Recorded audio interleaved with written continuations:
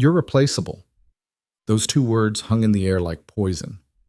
Caleb Ward stood frozen in his own kitchen, watching the woman he'd loved for 7 years look at him with dead eyes. Lillian Pierce, billionaire, genius, untouchable, had just told him she could find someone better in 24 hours. Most men would have begged, would have fought, would have broken. Caleb did something worse. He agreed. If you want to know how a single dad outplayed a billionaire without saying a word, stick around until the end. Drop a like and comment your city so I can see how far this story travels. The kitchen smelled wrong that Tuesday morning. Not just burnt toast, though Caleb had definitely cremated 2 slices trying to multitask breakfast and his daughter's lunch. It was something deeper. Stale coffee. Old arguments. The particular scent of a relationship decomposing in real time. Caleb stood at the counter, mechanically spreading peanut butter on whole wheat bread, when Lillian walked in. She was already dressed for the office. Tailored charcoal suit that probably cost more than his monthly salary. Hair pulled back in that severe bun she'd started wearing about a year ago. Her heels clicked against the tile with military precision. She didn't look at him. That was normal now. They'd become experts at occupying the same space while existing in completely different dimensions. Emma's field trip money is on the counter, Caleb said, nodding toward the $20 bill he'd left by the fruit bowl. And she needs her permission slip signed. It's in her, I have a board meeting at 7. Lillian cut him off, pouring coffee into her thermal mug. I won't be back until late, probably 10. Again? The word slipped out before Caleb could stop it. Not accusatory, just tired. Lillian's spine went rigid. She turned slowly and for the first time that morning actually looked at him. Her eyes were gray, had always been gray. But lately they'd gone cold, like winter sky before a storm. Is that a problem? No. Caleb pressed the sandwich halves together, cut them diagonal the way Emma liked. Just thought maybe we could have dinner, the 3 of us. We haven't done that in... I'm busy, Caleb. I know, you're always busy. I'm just saying maybe we could... What? Lillian set the coffee mug down hard enough that some sloshed over the rim. Maybe we could what? Pretend we're still in love? Play happy family? I don't have time for your nostalgia. The sandwich sat forgotten on the cutting board. Caleb felt something shift in his chest. Not breaking. More like settling. Like a bone that had been fractured for so long it finally accepted its new shape. I was thinking we could just eat together, he said quietly. That's all. Lillian laughed. It was a brittle sound, sharp enough to draw blood. You want to know the truth, Caleb? The actual truth? He didn't respond. Something about her tone made his stomach drop. I could replace you in 24 hours. The words landed like physical blows. Caleb's hand stilled on the counter. Lillian kept going, her voice eerily calm now, professional, like she was delivering quarterly projections to shareholders. I could walk into any restaurant in this city and find 10 men who'd kill for the chance. Successful men, ambitious men, men who don't spend their evenings packing cartoon-themed lunchboxes and acting like that's an accomplishment. Men who don't have a 6-year-old daughter, Caleb said, his voice still level, dangerously level. Men who've actually done something with their lives. Lillian continued, ignoring him. Who don't work middle management positions and call it a career, who push themselves, who want more. Caleb looked at her. Really looked at her. Maybe for the first time in months. The woman standing in his kitchen was brilliant, beautiful in that sharp, intimidating way that made people step back when she entered rooms. Worth $800 million, according to the last Forbes article. Self-made, ruthless, untouchable, and completely miserable. He could see it in the tension around her mouth, the shadows under her eyes that expensive concealer couldn't quite hide, the way her hands trembled slightly before she folded them across her chest. You're right, he said. That stopped her. Her eyes narrowed. What? You could replace me. Probably in less than 24 hours. Caleb picked up Emma's lunch, snapped the lid on the container. But you won't find what you're looking for. And what am I looking for, Caleb? Enlighten me. He met her gaze steadily. No anger, no desperation. Just a kind of clarity that felt like breathing after being underwater too long. I don't know, but neither do you. He walked past her, grabbed his jacket from the hook by the door. Lillian stood frozen, her mouth slightly open like she'd been prepared for a fight and gotten something else entirely. Where are you going? Work. Then I'm picking up Emma from school. We'll probably get ice cream on the way home. Maybe stop by the park if the weather holds. He paused at the door, looked back at her. You're welcome to join us, if you're not too busy. Caleb, but I'm done trying to hold this together by myself, Lillian. I've been doing that for 2 years and it's killing me. So you figure out what you want. And when you know, actually know, you let me know. He left. The door closed with a soft click that somehow felt louder than a slam. The office was the same bland purgatory it had been for the past 5 years. Gray cubicles, fluorescent lights that hummed like dying wasps, the perpetual smell of burnt microwave popcorn, and desperation. Caleb sat at his desk, staring at spreadsheets without seeing them. I could replace you in 24 hours. Most people would have crumbled, would have spent the day catastrophizing, imagining their partner with someone else, spiraling into panic. Caleb felt strangely calm. Maybe he'd been expecting it. Not those exact words, but the sentiment behind them. You didn't live with someone for 7 years without learning to read the signs. The way she'd stopped touching him casually, her hand on his shoulder while passing in the hallway, fingers brushing when exchanging the TV remote. The way she worked later and later, until some weeks he only saw her sleeping form in the bed they barely shared anymore. The way she looked at him sometimes, like he was furniture. Familiar, functional, forgettable. You good? Caleb glanced up. Marcus from accounting stood at the cubicle entrance, coffee in hand, concern creasing his forehead. Yeah, why? Because you've been staring at that expense report for 20 minutes and you look like someone just told you your dog died. Don't have a dog. Metaphor, man. You okay? Caleb considered the question. Was he okay? His partner of 7 years, the mother of his child, had just told him he was disposable. She'd said it with the same casual indifference most people used when discussing weather. I'm good, he said. And the strange thing was, he meant it. Marcus didn't look convinced, but he nodded and wandered off. Caleb returned to the spreadsheet, but his mind was elsewhere. He thought about the first time he'd met Lillian, 8 years ago at a conference neither of them had wanted to attend. He'd been 24, fresh out of his MBA program, convinced he was going to change the world. She'd been 22 and already terrifying, giving a keynote on disruptive technology that had half the room mesmerized and the other half intimidated. He'd approached her at the reception afterward, not because he was brave, because he'd had 3 glasses of wine and she'd looked lonely despite being surrounded by admirers. That was either brilliant or complete bullshit, he'd said. I haven't decided which. She'd turned those gray eyes on him. Most people lead with a compliment.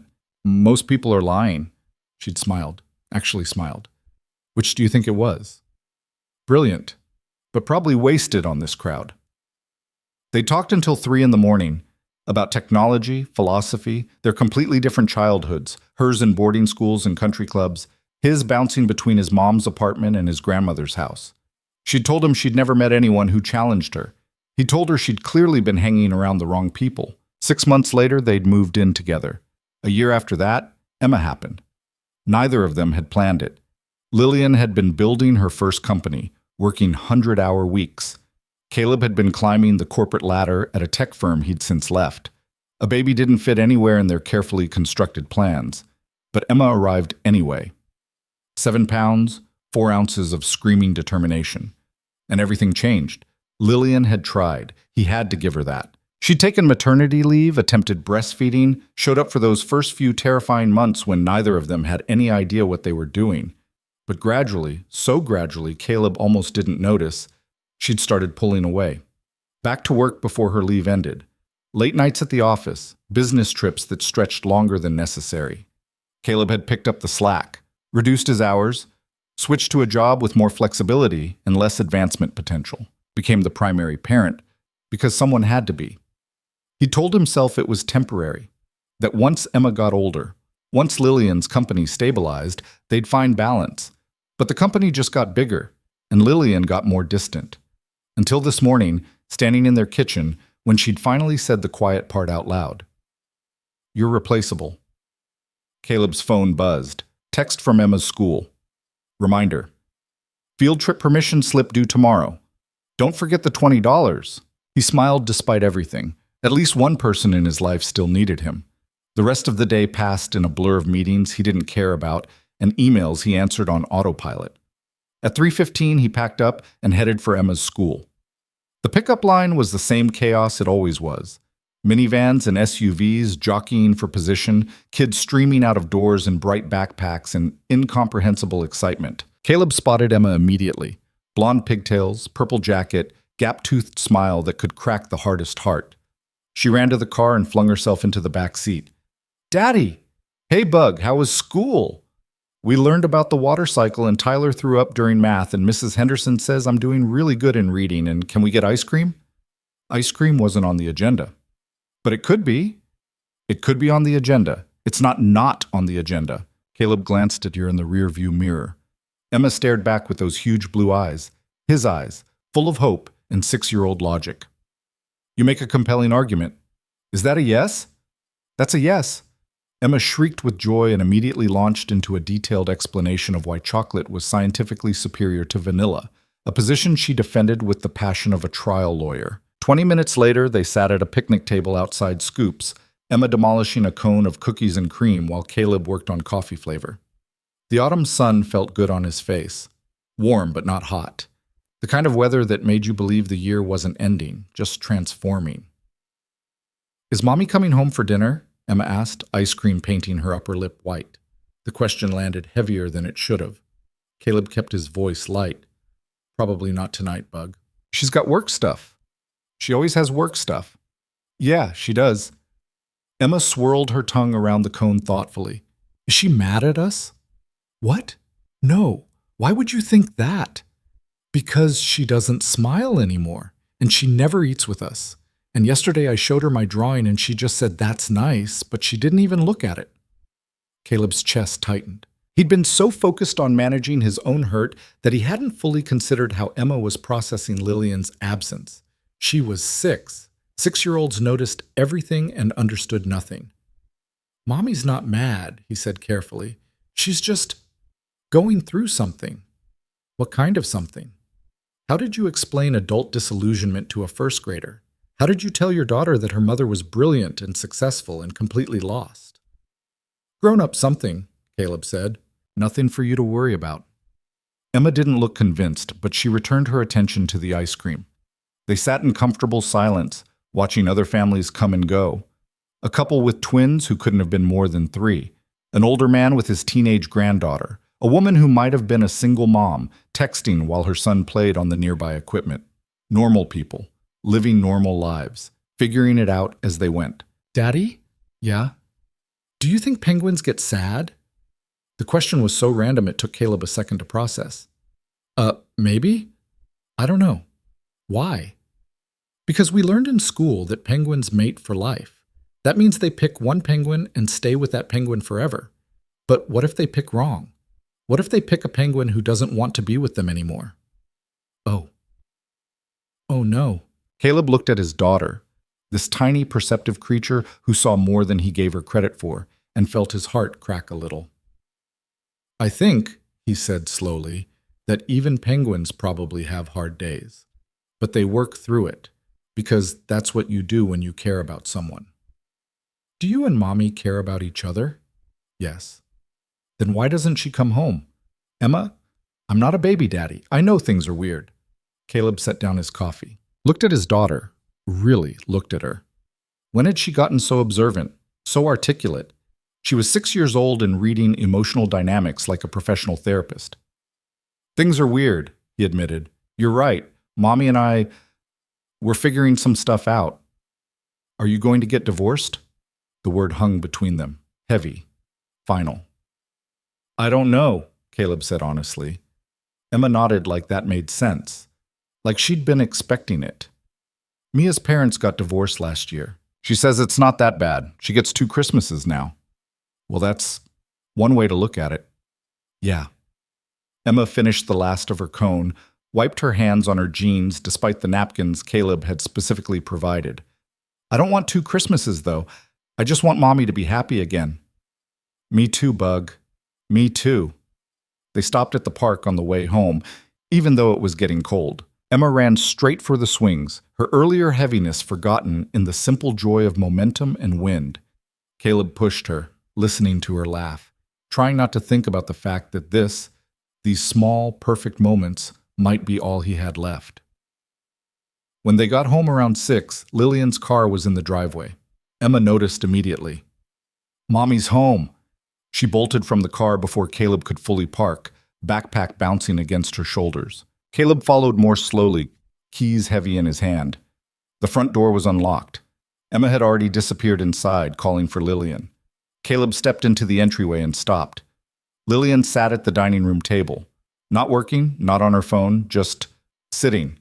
Her suit jacket was draped over the back of the chair, her hair down from its bun.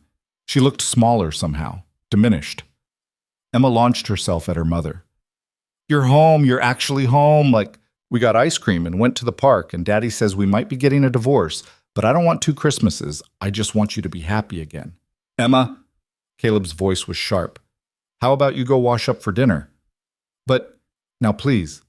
Emma looked between them, sensing the tension. She kissed Lillian's cheek and ran upstairs, her footsteps thundering overhead. Caleb set his keys on the counter, waited. Lillian stared at the table. "I left the board meeting." "Okay." Walked out in the middle of a presentation. Gerald was discussing Q4 projections, and I just stood up and left. "Why?" She finally looked at him. Her eyes were red-rimmed, makeup smudged. Caleb couldn't remember the last time he'd seen Lillian cry. "Because I kept hearing your voice, what you said this morning, about how I won't find what I'm looking for." Her voice cracked. "And you're right, I won't, because I don't even know what I'm looking for anymore." Caleb pulled out a chair, sat down across from her. Not touching, just present. "How long have you felt this way?" he asked quietly. "I don't know, months, maybe years. It just kind of happened. Like I woke up one day and realized I'd built this entire life, this company, this career, this reputation, and none of it feels real. It's like I'm watching someone else live my life and I'm just going through the motions." "Why didn't you tell me?" "Because you were handling everything. Emma, the house, all of it. And I thought if I just worked harder, achieved more, eventually I'd feel something, proud, fulfilled, anything." She laughed bitterly. "But I just feel empty." "So you decided I was the problem?" She stopped, swallowed. "I don't know. Maybe. It was easier than admitting the problem was me." They sat in silence. Upstairs, water ran in the bathroom. Emma singing something off-key and enthusiastic. "That thing you said this morning," Caleb said, "about replacing me. I didn't mean, yes, you did." Lillian's mouth snapped shut. "You meant it," Caleb continued. "Maybe not the specific words, but the feeling behind them. You've been looking at me like I'm not enough for a long time now." "Caleb, let me finish." His voice stayed level, calm. "You've been looking at me like I'm this disappointment, like I took some wrong turn and ended up mediocre. And maybe you're right. Maybe I did settle. I took the stable job instead of the exciting one. I prioritized being present for Emma over climbing some corporate ladder. I chose this life. I never asked you to give up your career. Yes, you did. Maybe not in words. But someone had to step back. Someone had to be there for Emma. And you made it pretty clear it wasn't going to be you." Lillian flinched like he'd slapped her. "So I made my choice," Caleb went on, "and I don't regret it. Being Emma's dad is the best thing I've ever done. But somewhere along the way you started resenting me for it, for being okay with ordinary, for not needing what you need." "What do I need?" "I don't know, Lillian. That's what I've been trying to figure out for 2 years. What do you need? What would make you happy? Because it's clearly not me. It's not Emma. It's not your company or your money or any of the things you've killed yourself to build." She was crying now, really crying, shoulders shaking, makeup running. "I don't know what's wrong with me," she whispered. "I have everything I'm supposed to want and I feel nothing." Caleb wanted to reach across the table, take her hand, tell her it would be okay, but he didn't move. "You need to figure it out," he said instead, "because I can't keep being your punching bag while you work through whatever this is. And Emma can't either. She asked me today if you were mad at us." Lillian looked up sharply. "What?" "She's 6 years old and she knows something's wrong. She sees you pulling away and she thinks it's her fault." I would never. I know you wouldn't intentionally hurt her, but that doesn't mean you're not hurting her. The words landed like stones. Lillian covered her face with her hands. Caleb stood up. I'm going to make dinner. You're welcome to stay. But if you do, you're going to sit with us and be present. Actually present. Not staring at your phone or thinking about work. Can you do that? Lillian nodded without lowering her hands. Okay. Caleb headed for the kitchen. We're having spaghetti, Emma's favorite. Dinner was awkward in the way that important things often are. Emma chattered about school, oblivious to or deliberately ignoring the tension between her parents. Lillian tried to engage, asking questions about Emma's reading level and upcoming field trip. Caleb watched them interact with a kind of detached observation, like he was studying a play instead of living it. Lillian had always been good with Emma in short bursts, brief, intense moments of attention before retreating back into her work. But sustained presence? That was harder. Caleb could see her struggling with it, the way her gaze drifted to her phone on the counter, the slight tension in her shoulders, like she was forcing herself to stay in the chair. But she stayed. After dinner, Emma requested a family movie night. Caleb almost said no. It felt too forced, too much like pretending, but Lillian agreed before he could object. They ended up on the couch, Emma between them, watching some animated film about talking animals and the power of friendship. Emma fell asleep halfway through, her head on Lillian's shoulder. Caleb glanced over. Lillian was looking down at Emma with an expression he hadn't seen in months. Not emptiness, not distance, something raw and painful and almost like love. I've been a terrible mother, she said softly. No. Yes. Don't lie to make me feel better. I've been absent. I've prioritized everything else. I've let you carry all of it while I chased, what? A bigger company? More money? Validation from strangers who don't actually care about me? Lillian. When's the last time I read her a bedtime story? When's the last time I asked about her day and actually listened to the answer? When's the last time I was present for anything that mattered? Caleb didn't have an answer. On screen, the animated protagonist learned some valuable lesson about friendship. Credits rolled. Emma snored softly. I don't know how to fix this, Lillian whispered. I don't know how to fix me. Maybe you can't do it alone. She looked at him. What does that mean? It means maybe you need help, real help, not me trying to fix you, not working harder or achieving more. Actual professional help. You mean therapy? Yes. Lillian was quiet for a long time. On her shoulder, Emma shifted, mumbled something about penguins, settled back into sleep. I've built a career on being in control, Lillian said finally, on having answers, on fixing problems. Admitting I need help feels like weakness, failure. It's not. It's just being human. Is that what you think I need? A therapist? I think you need to talk to someone who isn't me. Someone who can help you figure out why you feel empty when you have everything, because I don't have those answers, and I can't keep pretending I do. More silence. Emma's breathing stayed steady. Okay, Lillian said. Okay? I'll find someone. A therapist. She took a shaky breath. I'll try. Caleb nodded. It wasn't a solution.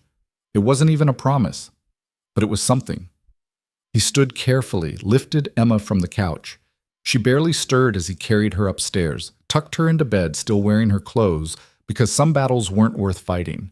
When he came back down, Lillian had moved to the window, staring out at the dark street. I meant what I said this morning, she said without turning around. About replacing you, and I hate myself for it. I know. But I was also lying.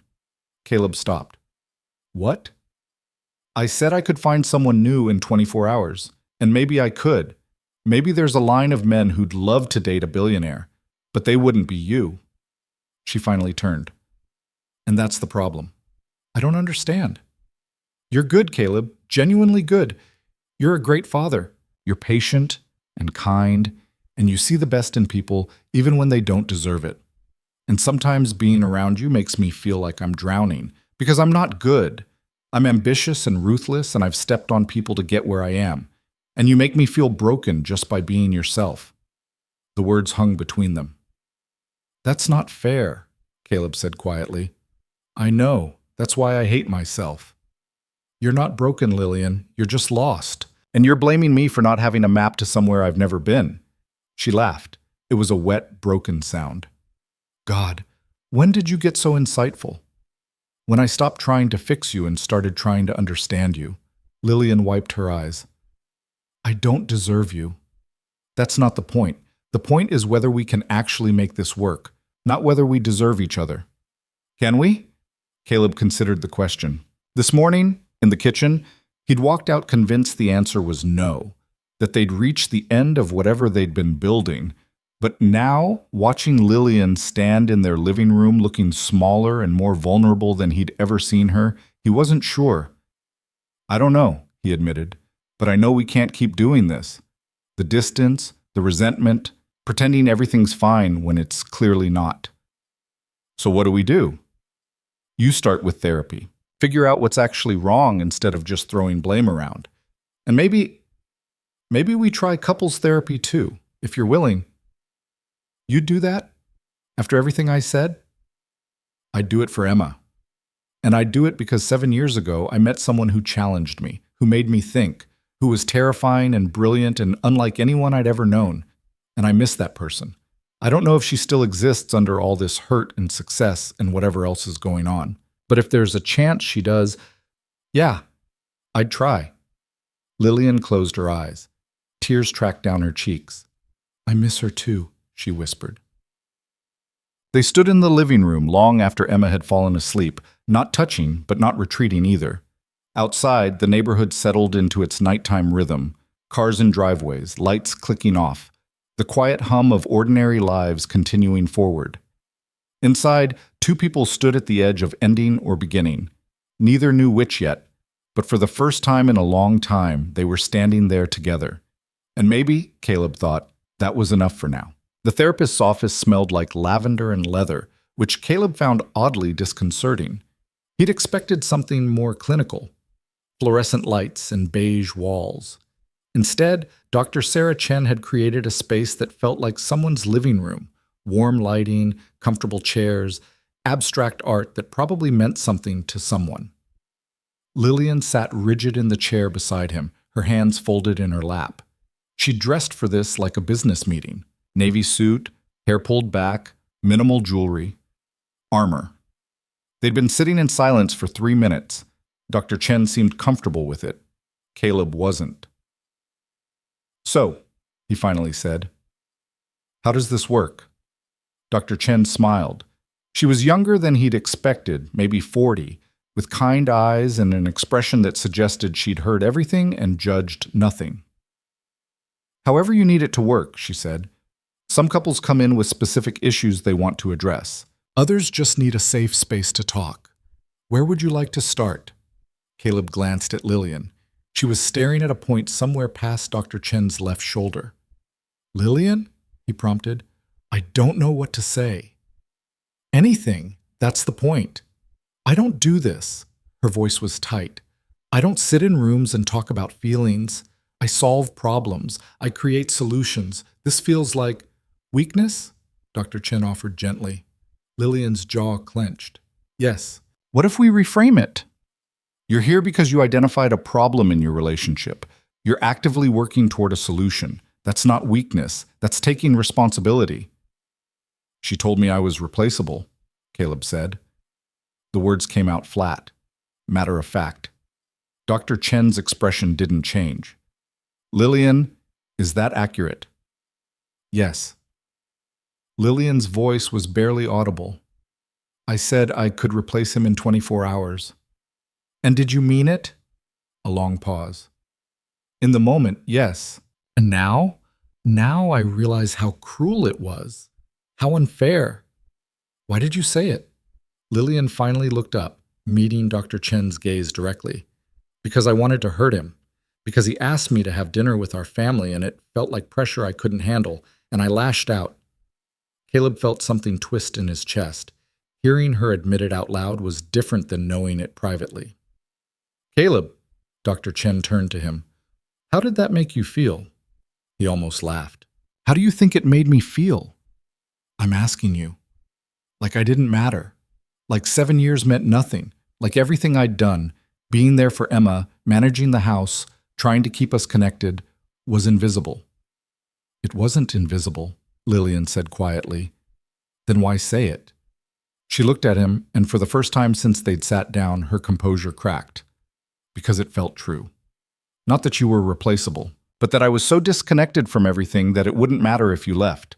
Like I'd already lost you, and I was just waiting for you to realize it. The session went on like that. Careful excavation of old wounds. Dr. Chen asked questions that felt simple but landed complicated.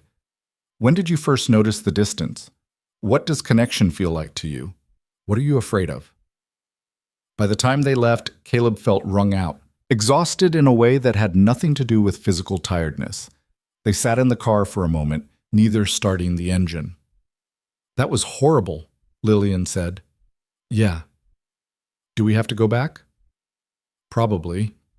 She was quiet for a long moment. Then, unexpectedly, she laughed. It was a raw, genuine sound that Caleb hadn't heard in months. What? He asked. I just paid someone $200 to tell me I'm emotionally stunted and need to learn how to communicate. I could have asked my assistant. She would have told me for free. Despite everything, Caleb smiled. Yeah, but would you have listened? Probably not. They drove home in silence, but it felt different than the silence of the past few months. Less hostile. More like two people sitting with uncomfortable truths instead of running from them. Emma was waiting when they got home, practically vibrating with excitement. Mrs. Rodriguez from next door had watched her for the hour they'd been gone. How was it? Emma demanded. Did you talk about your feelings? Did you cry?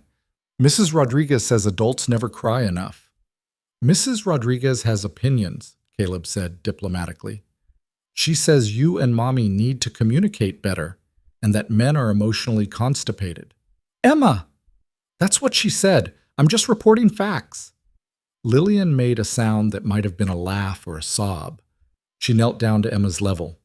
We're working on it, sweetheart. Good, because I made you guys something. She dragged them to the dining room table where she'd set up an elaborate craft project. Construction paper, markers, glitter that was going to be a nightmare to clean up later. In the center sat a card she'd clearly made herself. The front said family, in crooked letters surrounded by stick figures that were presumably the three of them.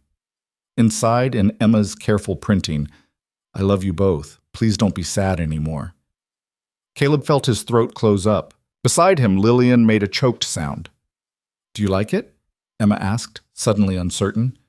We love it, Lillian said, and she pulled Emma into a hug that looked almost desperate.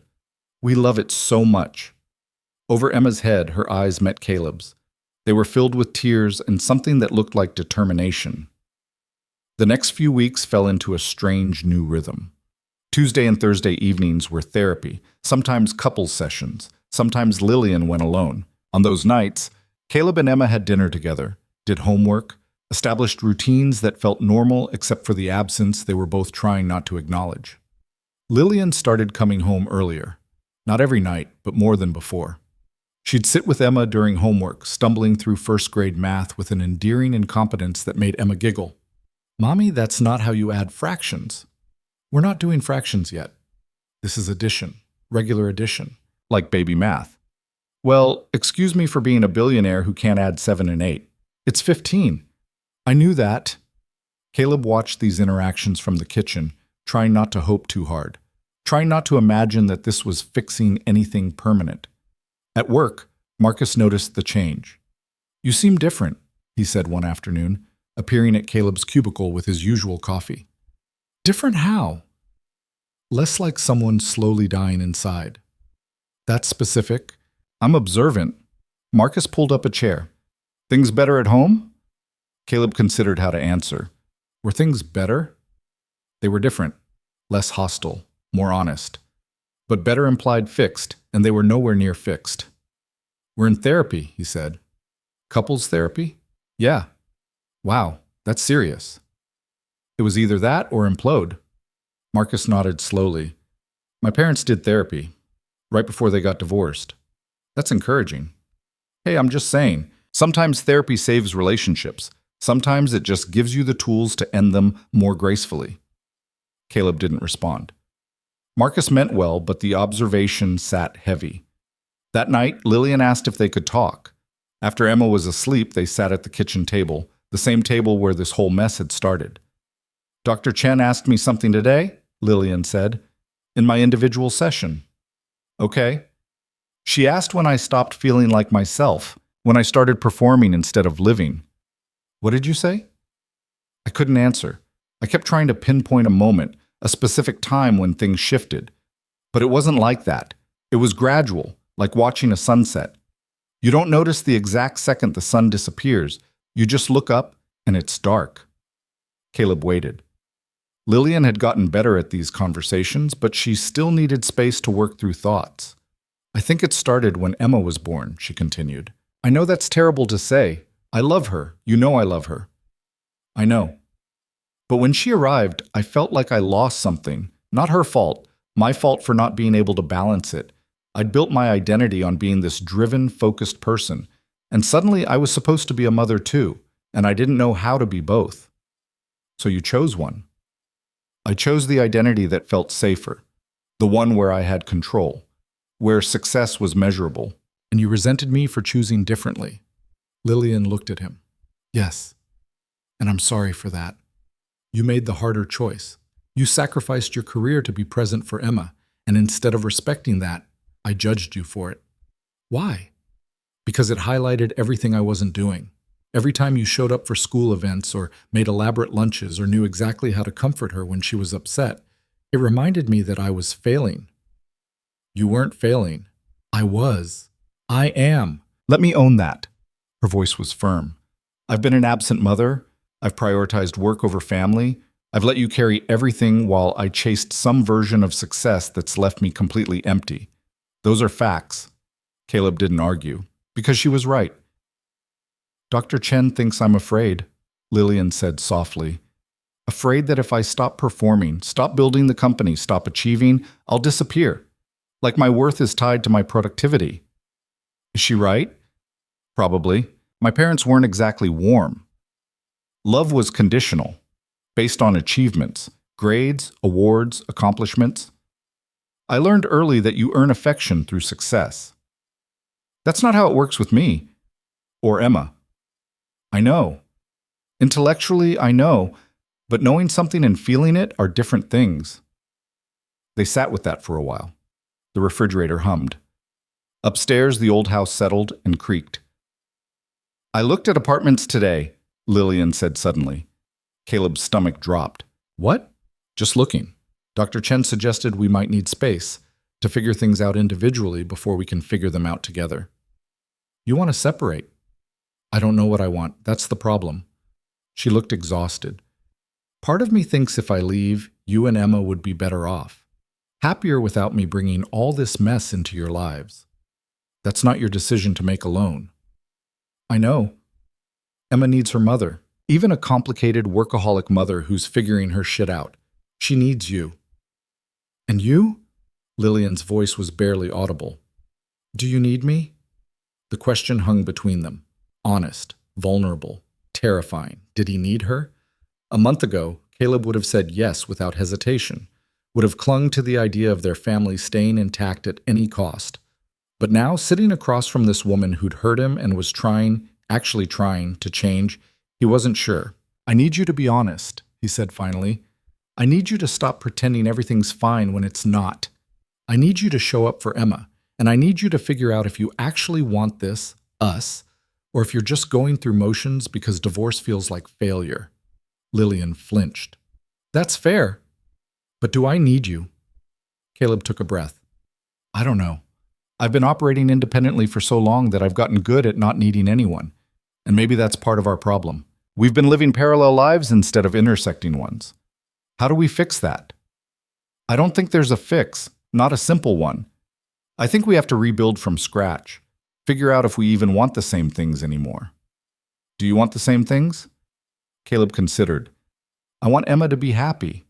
I want to be present for her childhood. I want work that's stable and allows me flexibility. I want a partner who's actually present, not just physically in the house, but emotionally engaged." "What do you want?" Lillian was quiet for a long time. I want to stop feeling empty. I want to figure out who I am beyond my company. And I want to be someone Emma is proud of, not because of money or success, but because I showed up. Those aren't incompatible wants. They might be with my current life. Then change your current life. It's not that simple. Yes, it is. Caleb leaned forward. You're a billionaire, Lillian. You have resources most people can't imagine. You could hire a CEO. You could scale back your hours. You could restructure the entire company if you wanted. The question isn't whether you can change, it's whether you will. She looked stunned, like the possibility hadn't occurred to her. I've never considered stepping back, she admitted. Why not? Because the company is mine. I built it. Letting someone else run it feels like giving up. Or it feels like trusting other people to be competent, which you should be good at, considering you've built an entire executive team. Lillian laughed despite herself. When did you get so logical? I've always been logical. You just weren't listening. The barb landed gently, but it landed. Lillian absorbed it without deflecting. You're right, she said. I haven't been listening to you, to Emma, to myself.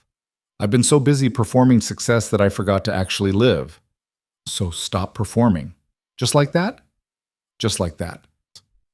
She looked at him like he'd suggested something radical. Maybe he had. For someone whose entire identity was wrapped up in achievement, stepping back was probably terrifying. What if I don't know how? She asked quietly. Then you learn. Same as everything else you've ever done. They talked until almost midnight, not solving anything but excavating, digging through years of accumulated resentment and misunderstanding. It was exhausting and uncomfortable and necessary. When Caleb finally went to bed, Lillian was still sitting at the table, staring at her laptop. But for once, she wasn't working, just staring. The following week brought small shifts. Lillian came home Tuesday evening and announced she'd hired a COO. Her name is Patricia Chen, she said over dinner. No relation to Dr. Chen. She's brilliant. Been running operations at a competitor. I've been trying to recruit her for 2 years. And she said yes? Caleb asked. I offered her equity and a seat on the board. She said yes. Emma looked up from her spaghetti. What's a COO? Chief Operating Officer, Lillian explained. It means she'll handle the day-to-day running of the company, so I don't have to be there all the time. So you'll be home more? That's the idea.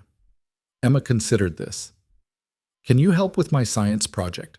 We're building volcanoes, and Daddy says his exploded when he tried to test it.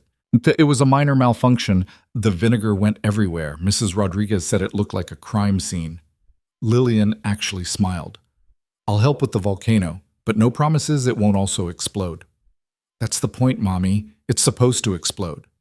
Then we'll make it explode spectacularly. Caleb watched them plan the project, something loosening in his chest. It wasn't fixed. They weren't fixed. But it was something. That weekend, they attempted family time, a trip to the science museum that Emma had been requesting for months.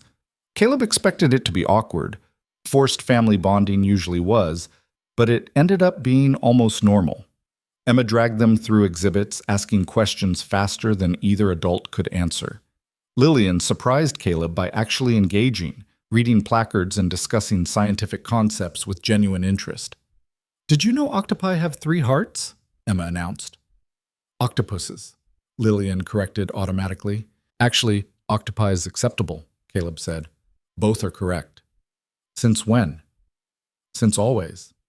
You're not always right, you know. Lillian raised an eyebrow. Noted. They had lunch in the museum cafe, overpriced sandwiches and mediocre coffee, and Caleb realized he was actually enjoying himself. Not forcing it, just being. Emma excused herself to the bathroom, leaving Caleb and Lillian alone at the table. This is nice, Lillian said quietly. Yeah. I'd forgotten what this felt like. Just being a family. We've always been a family. We just haven't acted like one. Fair distinction. They watched Emma return, bouncing on her toes with excitement about the planetarium show starting in 20 minutes. Can we go? Please, please, please? Of course, Lillian said. That's why we're here. The planetarium was dark and cold, stars projected on the domed ceiling. Emma sat between them, craning her neck to take in the artificial universe. Halfway through, she reached out and grabbed both their hands. Caleb glanced over. In the dim light, he could see Lillian looking down at Emma's small hand in hers, her expression unreadable. When the show ended and lights came up, Lillian's eyes were wet. "You okay?" Caleb asked quietly. "Yeah, just thinking about how much I've missed." "You're here now." "Am I? Really here? Or am I just performing being here?" It was a fair question. Caleb didn't have an answer. They drove home in comfortable silence, Emma chattering about nebulas and black holes from the back seat. When they pulled into the driveway, Lillian didn't immediately get out. "I want to be here," she said. "Actually here. Not just physically present, but engaged. I don't know if I know how anymore, but I want to learn." "Then learn." "It's scary." "Most worthwhile things are, so..." She looked at him. "How are you so calm about all this?" "I'm not calm. I'm terrified. I'm terrified we're going to fail at this. That we'll try and it won't be enough. That Emma will get hurt in the process. But I'm more terrified of not trying." Lillian nodded slowly. "Okay. Okay? Okay. Let's keep trying." It wasn't a grand declaration, wasn't a promise that everything would be fine, but it was real. The next therapy session was rougher. Dr. Chen pushed them to discuss the affair that hadn't happened but almost had. "Lillian, you mentioned you'd been having dinner with a colleague. Marcus Brennan?" Caleb's head snapped up. "What?" Lillian looked cornered. "It wasn't an affair." "But it could have been?" Dr. Chen pressed gently. "Maybe. I don't know. We had dinner a few times, talked about work. He was interested in me. I knew he was interested, and part of me liked the attention." Caleb felt ice in his stomach. "How many times?" 4 or 5, maybe. Always public places, always just dinner." "Did you want it to be more?" The question hung there. Lillian looked at her hands. "Honestly, yes. For about 30 seconds after the last dinner, when he suggested we get a hotel room, I considered it. Jesus, Lillian, I didn't do it. I said no. I went home.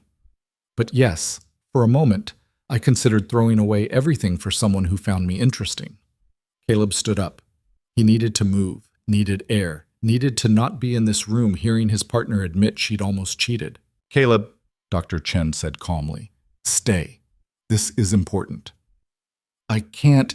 "Yes, you can. Sit down. Let's talk through this." He sat. Barely. "Did anything physical happen?" Dr. Chen asked. "No," Lillian said firmly. "Nothing physical. I didn't, but the emotional connection was there. Yes." "Why?" Caleb's voice was rough. "Why him? What did he offer that I didn't?" "He saw me," Lillian said quietly. "Not as a mother or a partner, just as me. He was interested in my work, my ideas. He asked questions and listened to the answers. He made me feel like I mattered beyond my function in other people's lives. I tried to do that, I know, but I couldn't see it. I couldn't see anything past my own misery." They spent the rest of the session unpacking it, the almost affair that represented everything broken in their relationship. Lillian's need for external validation, Caleb's tendency to absorb hurt instead of expressing it, the ways they'd both stopped fighting for each other. When they left, Caleb didn't know what to feel. Angry, betrayed, relieved she'd stopped before crossing the final line. All of it tangled together. They sat in the car. Neither spoke for a long time. "I'm sorry," Lillian finally said. "I should have told you. I should have shut it down sooner. I should have done a lot of things differently. Yeah, I know sorry doesn't fix it. No, it doesn't." More silence. "Are we going to survive this?" Lillian asked. Caleb looked at her. Really looked.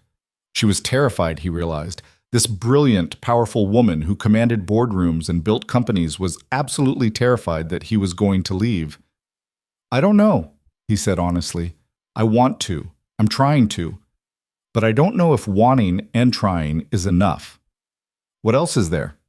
Time, trust, actually rebuilding instead of just talking about rebuilding." Lillian nodded.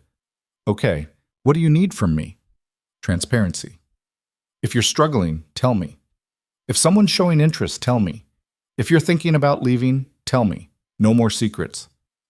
I can do that. And I need you to actually be present, not performing presence, actually engaged with this family. How will you know the difference? I'll know.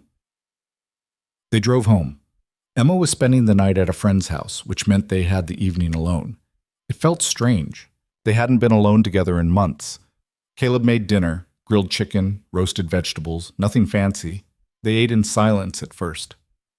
Marcus sent me flowers, Lillian said suddenly, after I ended the dinners, with a note saying he understood. When was this? 2 weeks ago. I threw them away. Did you tell Dr. Chen? Yes. She asked why I was telling you now. And? I said because keeping secrets is what got us here, and I don't want to keep secrets anymore. Caleb absorbed this. Okay. Just okay. What do you want me to say? That I'm thrilled someone sent my partner flowers? I'm not. But you told me. You didn't hide it. That's progress. Progress feels like a low bar. Yeah, well, that's where we are. After dinner, they moved to the living room. Caleb turned on the TV out of habit, but neither of them watched. They just sat, existing in shared space. I looked at the apartments, Caleb said. The ones you were considering. Lillian went still. When? Yesterday. You left the browser open on the shared laptop. And? They're nice.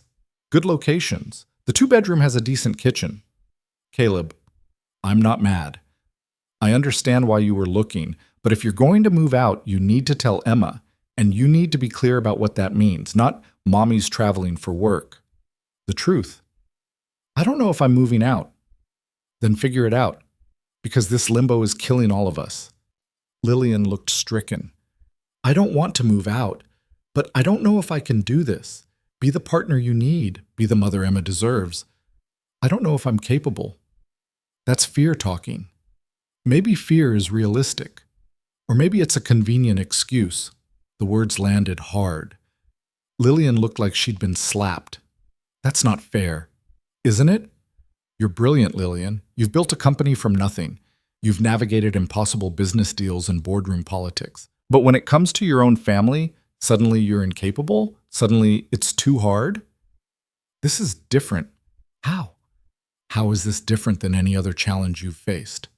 Because if I fail at business, I lose money. If I fail at this, I lose Emma. I lose you. I lose everything that actually matters.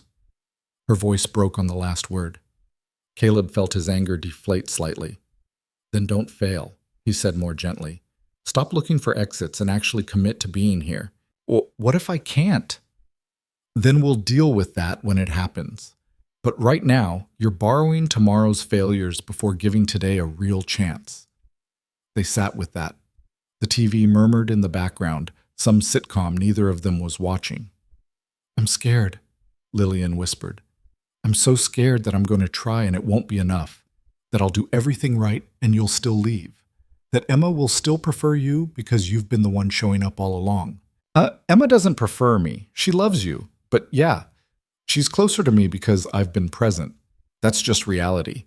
But it doesn't mean you can't build closeness too. It just means you have to actually do the work. I don't know how to do the work. Yes, you do. You show up. You ask questions. You be present even when it's uncomfortable. You've been doing it for weeks now. You're just too afraid to believe it's working. Lillian covered her face with her hands. This is so much harder than I thought it would be. Yeah, it is. Do you think we'll make it? Caleb looked at her, this woman he'd loved and resented and tried to fix, and finally stopped trying to fix. This complicated, brilliant, damaged person who was actually trying. I think we have a chance, he said carefully. Not a guarantee, but a chance. That's enough? For now? Yeah, that's enough. That's 3 weeks later, everything broke open. Not with yelling or slammed doors, not with dramatic confrontations or ultimatums.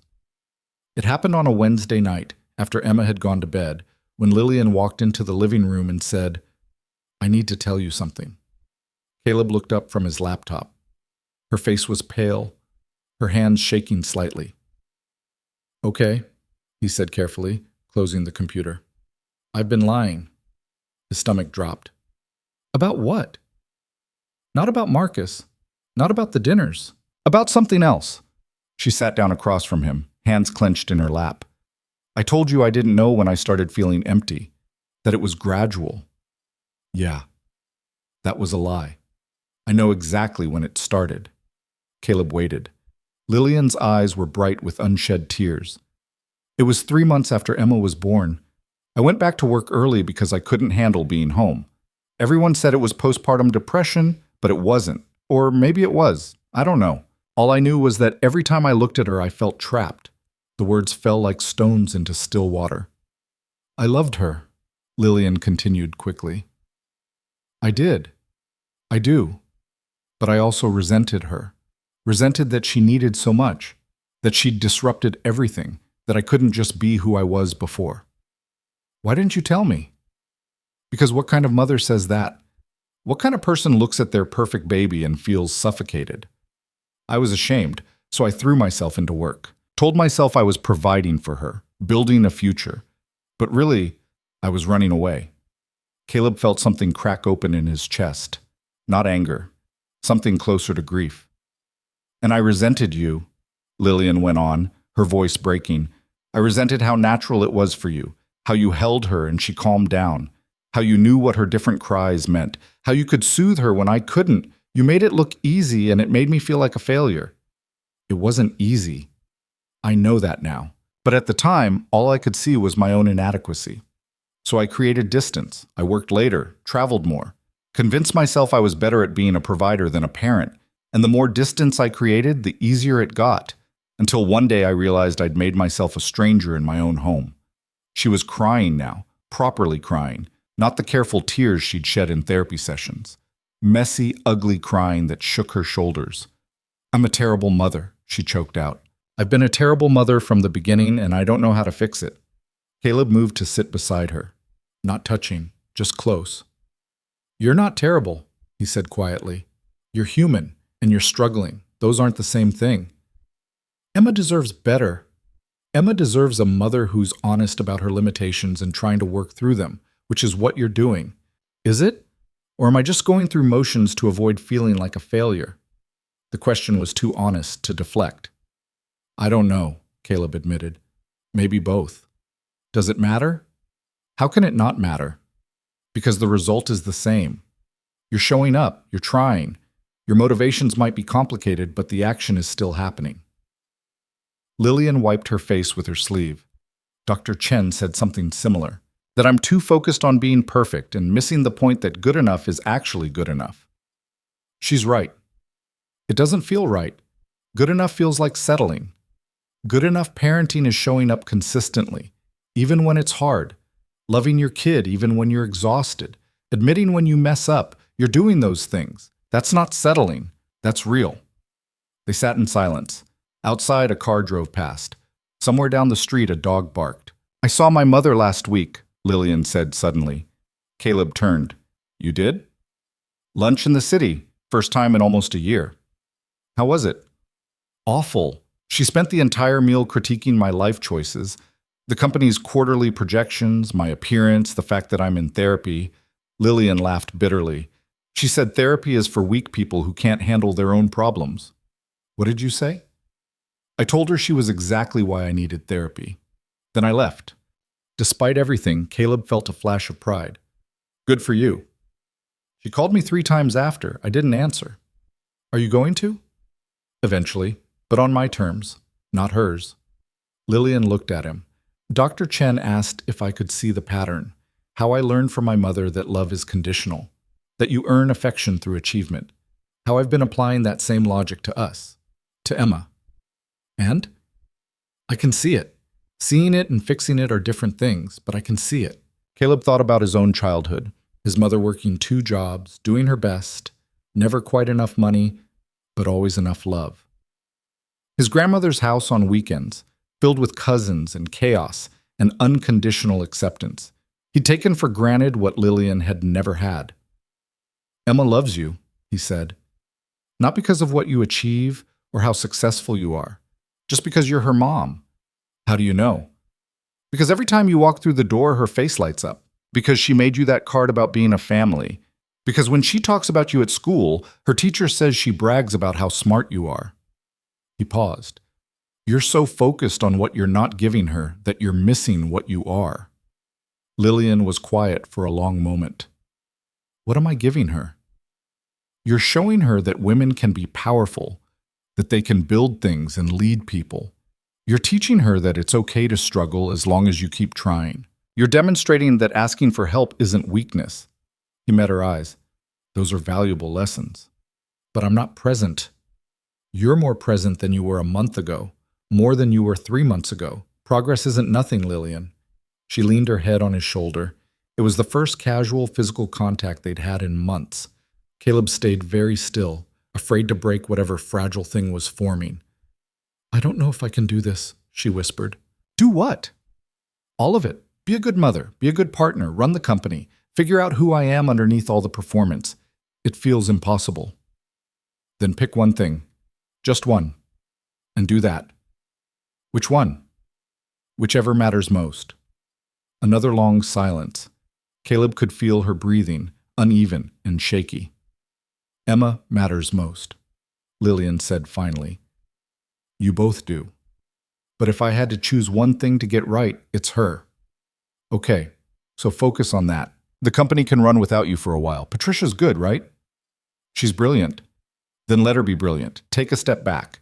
Be present for Emma. Everything else can wait.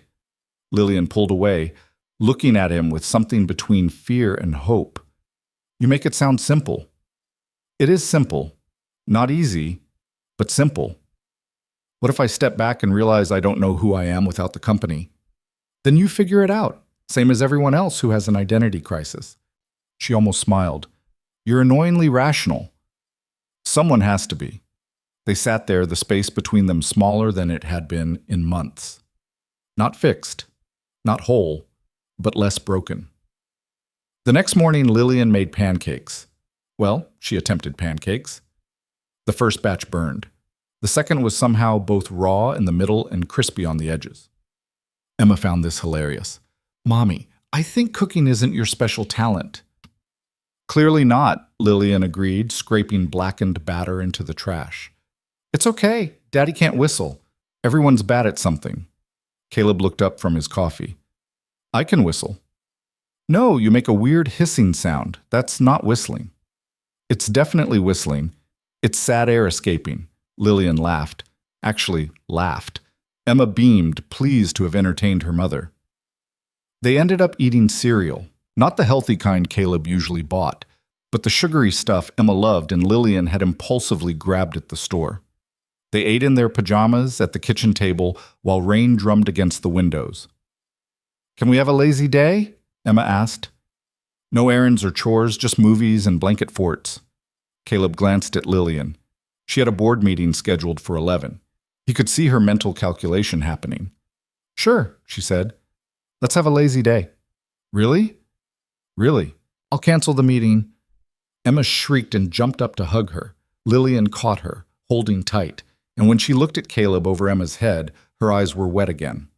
They built a blanket fort in the living room. Well, Caleb and Emma built it while Lillian provided unhelpful commentary and accidentally knocked down support pillows twice. You're terrible at this, Emma declared. I'm beginning to notice a pattern of things I'm terrible at.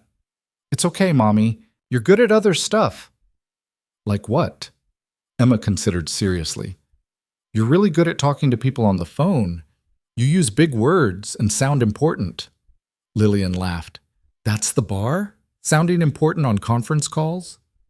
And you always smell nice, and you have pretty shoes. High praise indeed.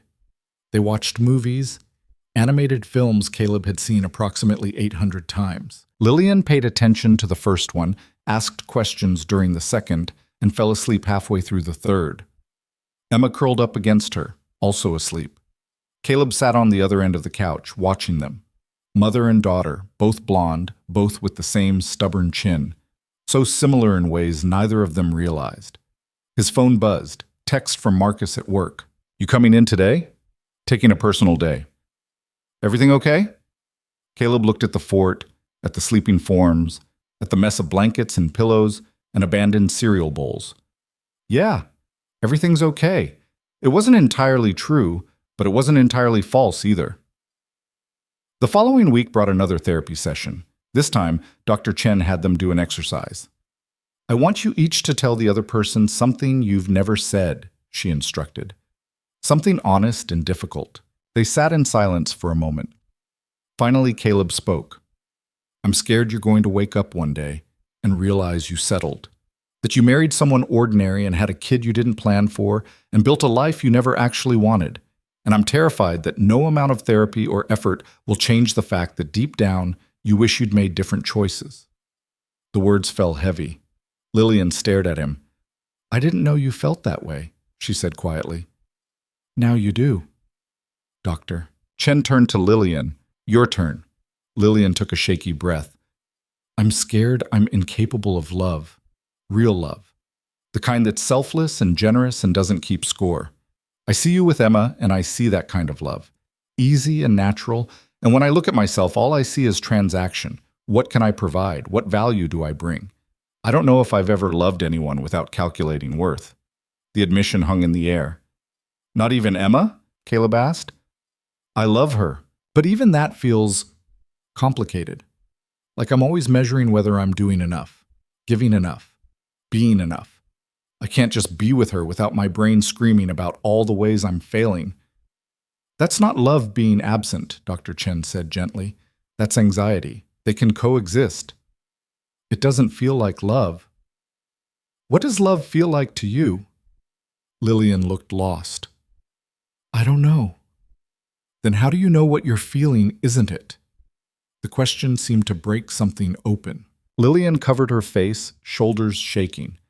I don't know what I feel anymore, she said through her hands. I'm just numb most of the time, going through motions, performing emotions I think I'm supposed to have. When's the last time you felt something real?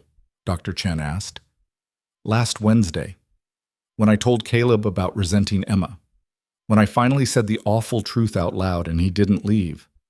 What did that feel like?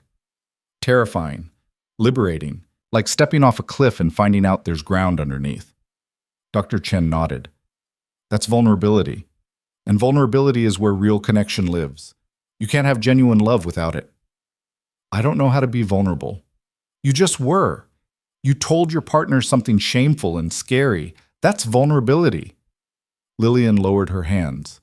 Her makeup was smudged, her eyes red. She looked young suddenly, breakable. I don't want to lose this, she said, looking at Caleb. I don't want to lose you, but I don't know how to be what you need. I need you to be honest, Caleb said. That's it. Not perfect. Just honest. Even when the honesty is ugly? Especially then. They left the session drained, sat in the car without starting the engine. I feel like I've been emotionally filleted, Lillian said. Yeah. Does it get easier? I don't think so. I think you just get better at handling it. She laughed weakly. That's not encouraging. Would you rather I lie? Sometimes, yes. They drove home.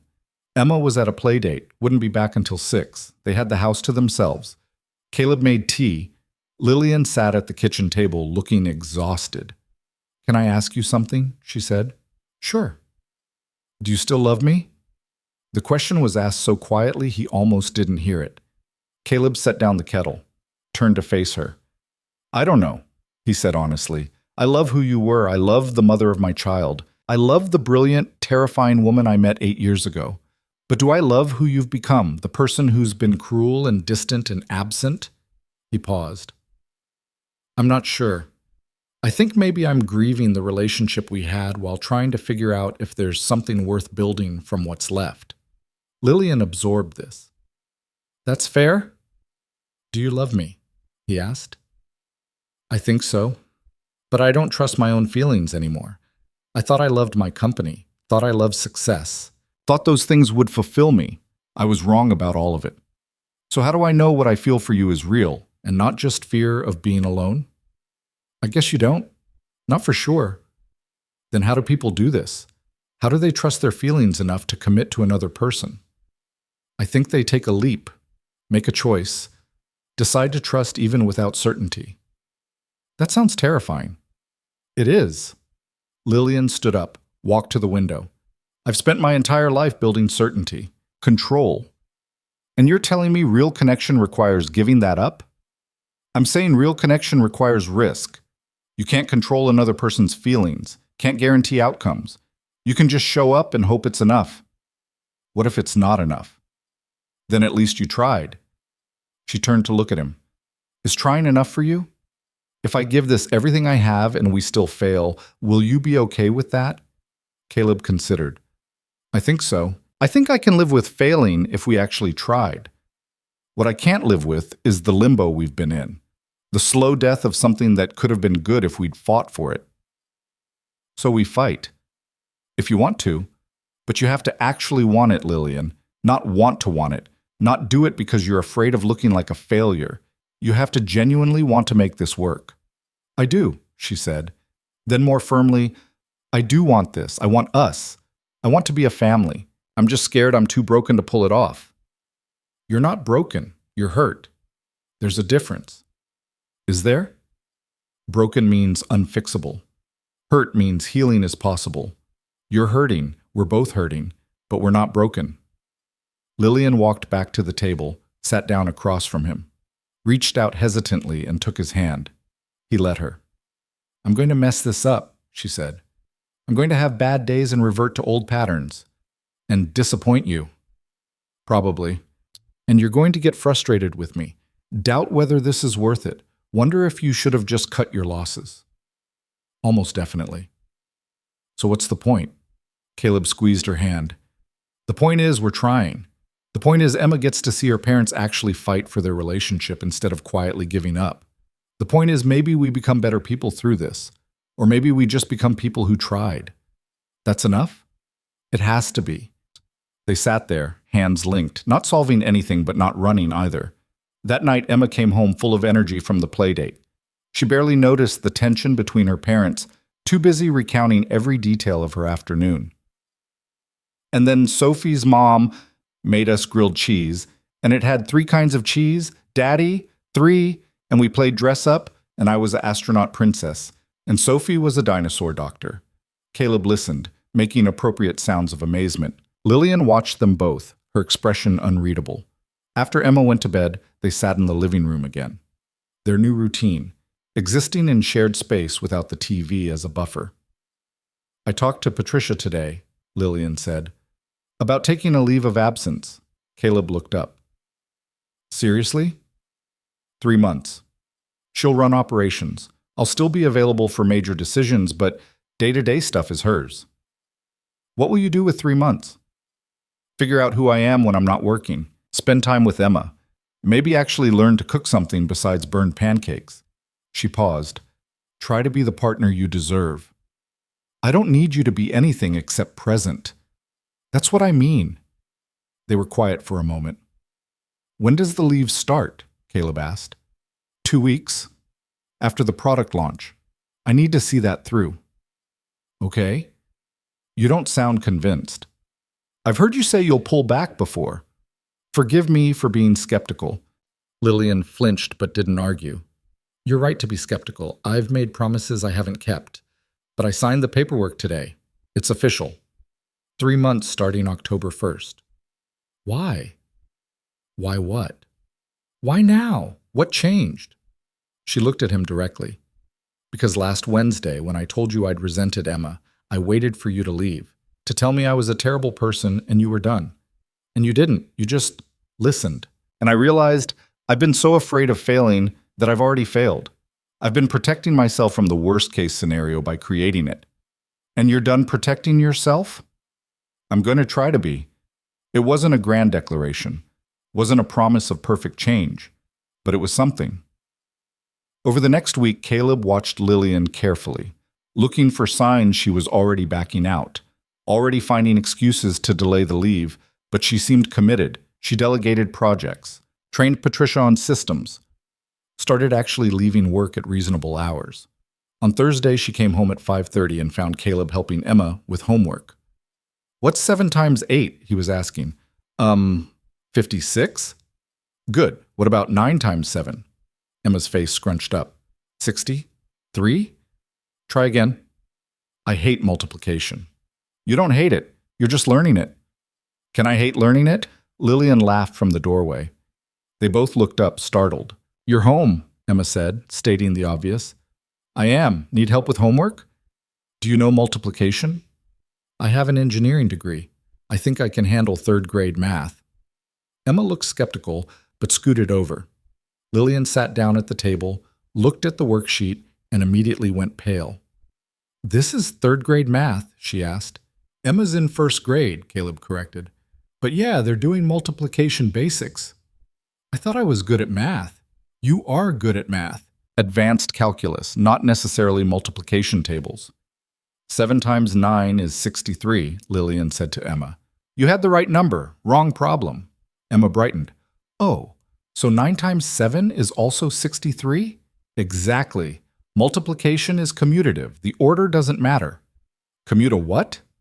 Lillian launched into an explanation of commutative properties that was way too advanced, but Emma listened with rapt attention anyway. Caleb watched them, something settling in his chest. Later, after Emma was in bed, Lillian found him in the kitchen. I think I over-explained the math thing, she said. Yeah, but she loved it. She loves when you talk to her like she's smart enough to understand complex things. She is smart enough. I know, but not everyone treats her that way. Lillian was quiet for a moment. I'm scared I'm going to be bad at this. At what? Helping with homework? At being present. At being a regular mom. I don't know how to do ordinary. Nobody does at first. You just figure it out. What if I hate it? Then we'll deal with that. But you won't know until you try. She nodded slowly. 2 weeks until the leave starts. I know. I'm terrified. I know that too. But I'm doing it anyway. Yeah, Caleb said. You are. The 2 weeks passed faster than Caleb expected. Lillian threw herself into the product launch with focused intensity, wrapping up loose ends and transitioning responsibilities to Patricia. She worked late most nights, but different than before. She'd text updates, call to say goodnight to Emma. Come home exhausted, but present in a way she hadn't been in years. On September 30th, her last official day before the leave, Caleb picked Emma up from school and found Lillian already home when they arrived. You're early, he said, genuinely surprised. I'm unemployed. She said it with a forced lightness that didn't quite land. Technically on leave, but Patricia made it very clear she doesn't want me hovering. Emma dropped her backpack and hugged Lillian's legs. Does this mean you'll be home every day now? For a while, yeah. Can we do stuff like go to the zoo and the library and make cookies that don't burn? Lillian looked panicked. Caleb tried not to smile. We can definitely do stuff, Lillian said, though I make no promises about the cookies. That first week of the leave was awkward. Lillian wandered the house like a guest in someone else's home, unsure what to do with herself. She'd check her phone compulsively, then put it down with visible effort. Start projects she didn't finish. Offer to help with things she didn't know how to do. On Wednesday, Caleb found her staring into the pantry at 10 in the morning. You okay? He asked. I don't know what people do all day when they're not working. Whatever they want, I guess. That's not helpful. What do you want to do? Lillian closed the pantry door. I genuinely don't know. I've structured my entire adult life around work. Without it, I'm just blank. Maybe that's the point. Figure out who you are in the blank space. She looked at him like he'd suggested jumping off a bridge. That afternoon, she tried yoga. Lasted 15 minutes before declaring it torture disguised as wellness. Tried reading a novel but couldn't focus. Attempted to organize the garage but gave up when confronted with 7 years of accumulated junk. By Thursday, she was visibly struggling. I feel useless, she told Caleb over lunch. Emma was at school. The house was quiet in a way that felt oppressive. Like I'm wasting time. Every minute I'm not working feels like I'm falling behind. Behind what? I don't know. Life, success, whatever metrics I've been measuring myself against for 30 years. Maybe you need new metrics. Like what? Did you have a conversation with Emma today? Did you feel present in your own life? Did you learn something about yourself? He shrugged. Those seemed like decent measurements. Well, Lillian looked skeptical, but didn't argue. Friday brought their regular therapy session. Dr. Chen noticed the shift immediately. "You seem agitated," she observed. "I started my leave this week," Lillian said, "and I'm realizing I have no idea how to be a person who doesn't work. What does being a person who doesn't work feel like? Empty, anxious, like I'm slowly disappearing." "Interesting phrasing. You're disappearing. Can you elaborate?" Lillian struggled for words. "My identity has always been tied to what I do. Founder, CEO, innovator. Without those labels, I don't know who I am. Who do you want to be?" "I don't know. That's the problem." Dr. Chen turned to Caleb. "How are you experiencing Lillian's leave?" "Honestly, it's weird. She's home, but she doesn't know how to be home. She's trying, but it's like watching someone learn a language. Everything's deliberate, forced." "Is that bad?" "I don't know. It's just different." "Lillian, doctor," Chen said, "what would it look like to be home without forcing it?" "I have no idea." "What if you stopped trying to perform being present and just existed? No agenda, no goals, just being." "That sounds like a nightmare," Dr. Chen smiled. "Why?" "Because doing nothing makes me feel worthless." "You're not doing nothing, you're being. There's a difference." Lillian looked unconvinced, but something in her expression shifted slightly, like she was considering the possibility, even if she didn't believe it yet. The weekend brought their first real test.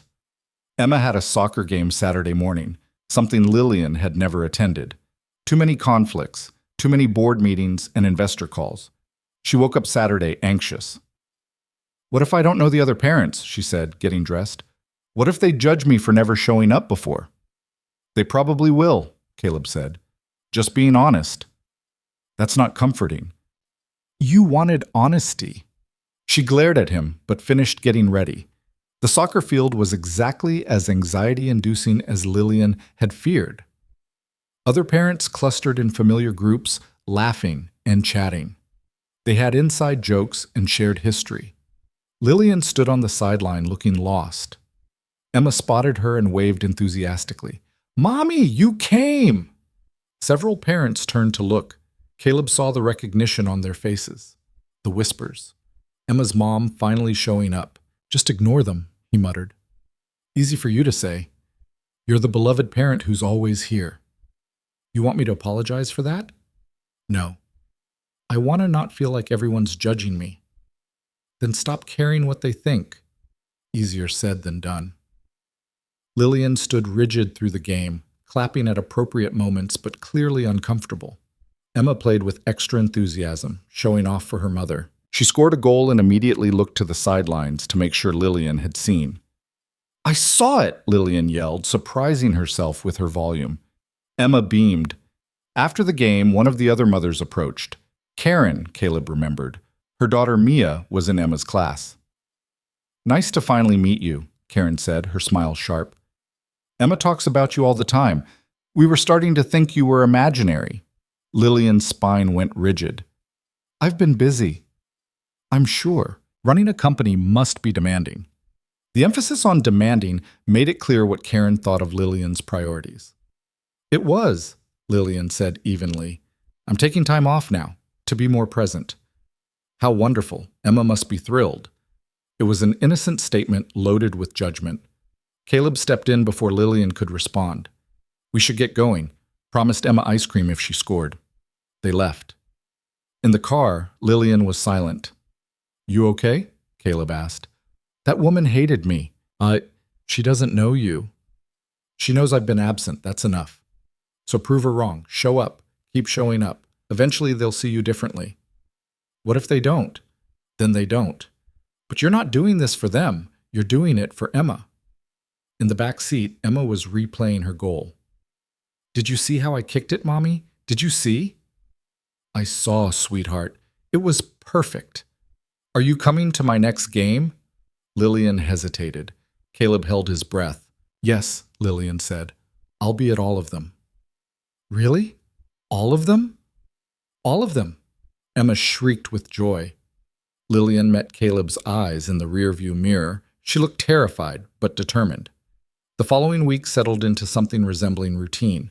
Lillian walked Emma to school most mornings. Caleb still worked, leaving Lillian alone with empty hours she didn't know how to fill. She tried various activities, attempted meal planning with disastrous results, joined a book club that met Tuesday afternoons and felt completely out of place, started running, which she hated but kept doing anyway. "Why are you torturing yourself?" Caleb asked, watching her return from a run looking miserable. "Because sitting around feeling sorry for myself is worse." "Is it helping?" "The running?" "No, but at least I'm doing something." She was trying. Caleb had to give her that. Every day was a visible struggle, but she kept showing up. The second week, Emma's school called. She'd gotten in a fight with another student. Nothing serious, but the teacher wanted a parent to come in. Lillian took the call. Caleb was in a meeting, unreachable. "I'll be there in 20 minutes, she told the school secretary. She drove to the school with sweating palms. She'd never done this before. Never been the parent who showed up for problems. That had always been Caleb's territory. The teacher, Mrs. Henderson, was waiting in the classroom. Emma sat at a desk looking mutinous. Another girl, Sophie, sat across from her looking tearful. "Thank you for coming, Ms. Pierce," Mrs. Henderson said. The girls had a disagreement that got physical. Physical how? Emma pushed Sophie during recess. Sophie retaliated. "We've separated them and they've both apologized, but we wanted a parent present to discuss it." Lillian looked at Emma. "What happened?" Emma crossed her arms. "Sophie said you didn't love me because you're never around, so I pushed her." The words landed like a punch. Lillian felt the air leave her lungs. "Emma," she said carefully, "we've talked about using our words instead of our hands." "I did use words. I told her she was wrong. She said, 'Prove it,' so I pushed her." "That's not okay. She was being mean." "I know, but pushing isn't the answer." Emma's face crumpled. "Everyone says you don't care about me, that you only care about work. And I keep telling them you do care, but they don't believe me because you're never here." The classroom went silent. Mrs. Henderson looked uncomfortable. Sophie stared at her desk. Lillian knelt down to Emma's level. "I know I haven't been around, and I know that's hurt you, but I'm here now. I'm trying to be here more. Can you give me a chance to prove it?" "You always say you'll try, and then you don't." "I know, but this time is different." "How?" "Because this time, I'm not just saying it, I'm doing it. I'm at your soccer games. I'm walking you to school. I'm here right now when you need me." Emma wiped her eyes. "You promise?" "I promise I'll keep trying. I might mess up, but I won't stop trying." Emma launched herself at Lillian, hugging tight. Lillian held her, aware of Mrs. Henderson and Sophie watching, not caring. "I'm sorry I pushed Sophie," Emma mumbled into Lillian's shoulder. "I know. Can you apologize to her properly?" Emma pulled back, turned to Sophie. "I'm sorry I pushed you. That was wrong." Sophie nodded. "I'm sorry I said your mom doesn't love you. That was mean." "It's okay." Mrs. Henderson looked relieved. "Girls, why don't you both take a few minutes to calm down, then you can rejoin the class." Lillian stood. "Can I talk to you privately?" They stepped into the hallway. Lillian's hands were shaking. "I know I haven't been the most present parent," she started. "Miss Pierce." "Please let me finish. I've prioritized work over my daughter. I've missed events and conferences and basically left everything to her father. And I know Emma's dealing with the fallout, but I'm actively working on being better. I've taken a leave from work. I'm in therapy. I'm trying." Mrs. Henderson's expression softened. "Emma talks about you constantly. She's very proud of you. Even though I'm never around?" "She brags about how smart you are, how you built a company, how you're changing the world." The teacher smiled. "But she also says she wishes she saw you more. So the fact that you're here, that you showed up for this, that matters." Lillian felt tears threatening. "I'm going to keep showing up." "Good, because Emma needs that." Lillian drove Emma home early, both of them quiet. When they got to the house, Emma went straight to her room. Lillian followed, found her lying on her bed, staring at the ceiling. "Can I come in?" Lillian asked. Emma shrugged. Lillian sat on the edge of the bed. "I'm sorry." "For what?" "For making you feel like you have to defend me at school. For not being around enough that other kids question whether I love you. For all of it." "It's not just you. Daddy works too. But he's there for important stuff. And I haven't been." Emma was quiet for a moment. "Sophie's parents are divorced. She said you and Daddy are probably going to get divorced too. Is that what you think? I don't know. You guys seem sad a lot. Lillian's heart hurt. We're working through some stuff, but we're not getting divorced. Promise? I can't promise that, sweetheart. I can promise we're trying really hard to make things work. Is it my fault? What? No. Emma, no. None of this is your fault. But if I wasn't born, you guys would still be happy. Who told you that? Nobody. I just figured it out. Before me, you and Daddy were happy. Then I came and everything got hard. Lillian felt like she'd been gutted. Emma, listen to me. You are the best thing that ever happened to us. Both of us. The problems between me and Daddy have nothing to do with you. Then why are you sad? Because grown-ups are complicated. We make mistakes and hurt each other, and sometimes we lose our way. But that's our stuff to figure out, not yours.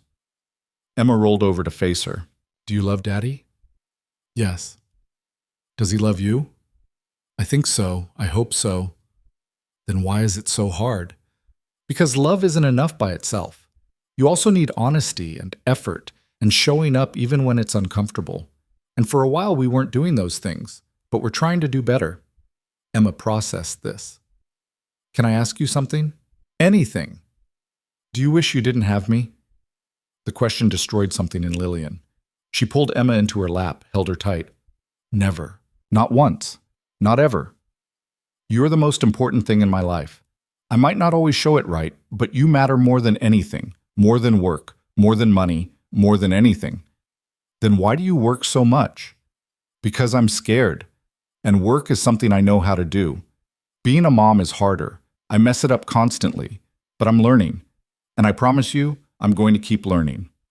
They sat like that for a long time. Eventually, Emma relaxed into her mother's arms. Can we make the volcano now? She asked. For my science project? Right now? You said you'd help. Lillian smiled despite the emotional exhaustion. Okay, let's make a volcano. They gathered supplies. Baking soda, vinegar, food coloring, a plastic bottle. Emma narrated the entire process like she was hosting a science show. First, we build the mountain around the bottle. Daddy used clay, but we can use paper mache. I don't know how to make paper mache. I'll teach you. But role reversal. The 6-year-old teaching the billionaire. They work together, making a mess of the kitchen. Flour and water everywhere. Food coloring on the counter. Emma laughing when Lillian got paste in her hair. When Caleb came home, he found them covered in paper mache, the kitchen destroyed, and a lopsided volcano sitting on the table. What happened here? He asked. Science, Emma announced proudly. Lillian looked up, flowers streaking her face. We made a volcano. Want to see it explode? Obviously. They took it outside. Emma carefully measured baking soda into the bottle center while Lillian prepared the vinegar mixture. On the count of 3, they poured it in. The volcano erupted. Red foam bubbled over the sides, flowing down the paper mache slopes. Emma shrieked with delight. Lillian laughed, actually laughed, watching her daughter's face. Caleb stood back, filming on his phone, capturing the moment.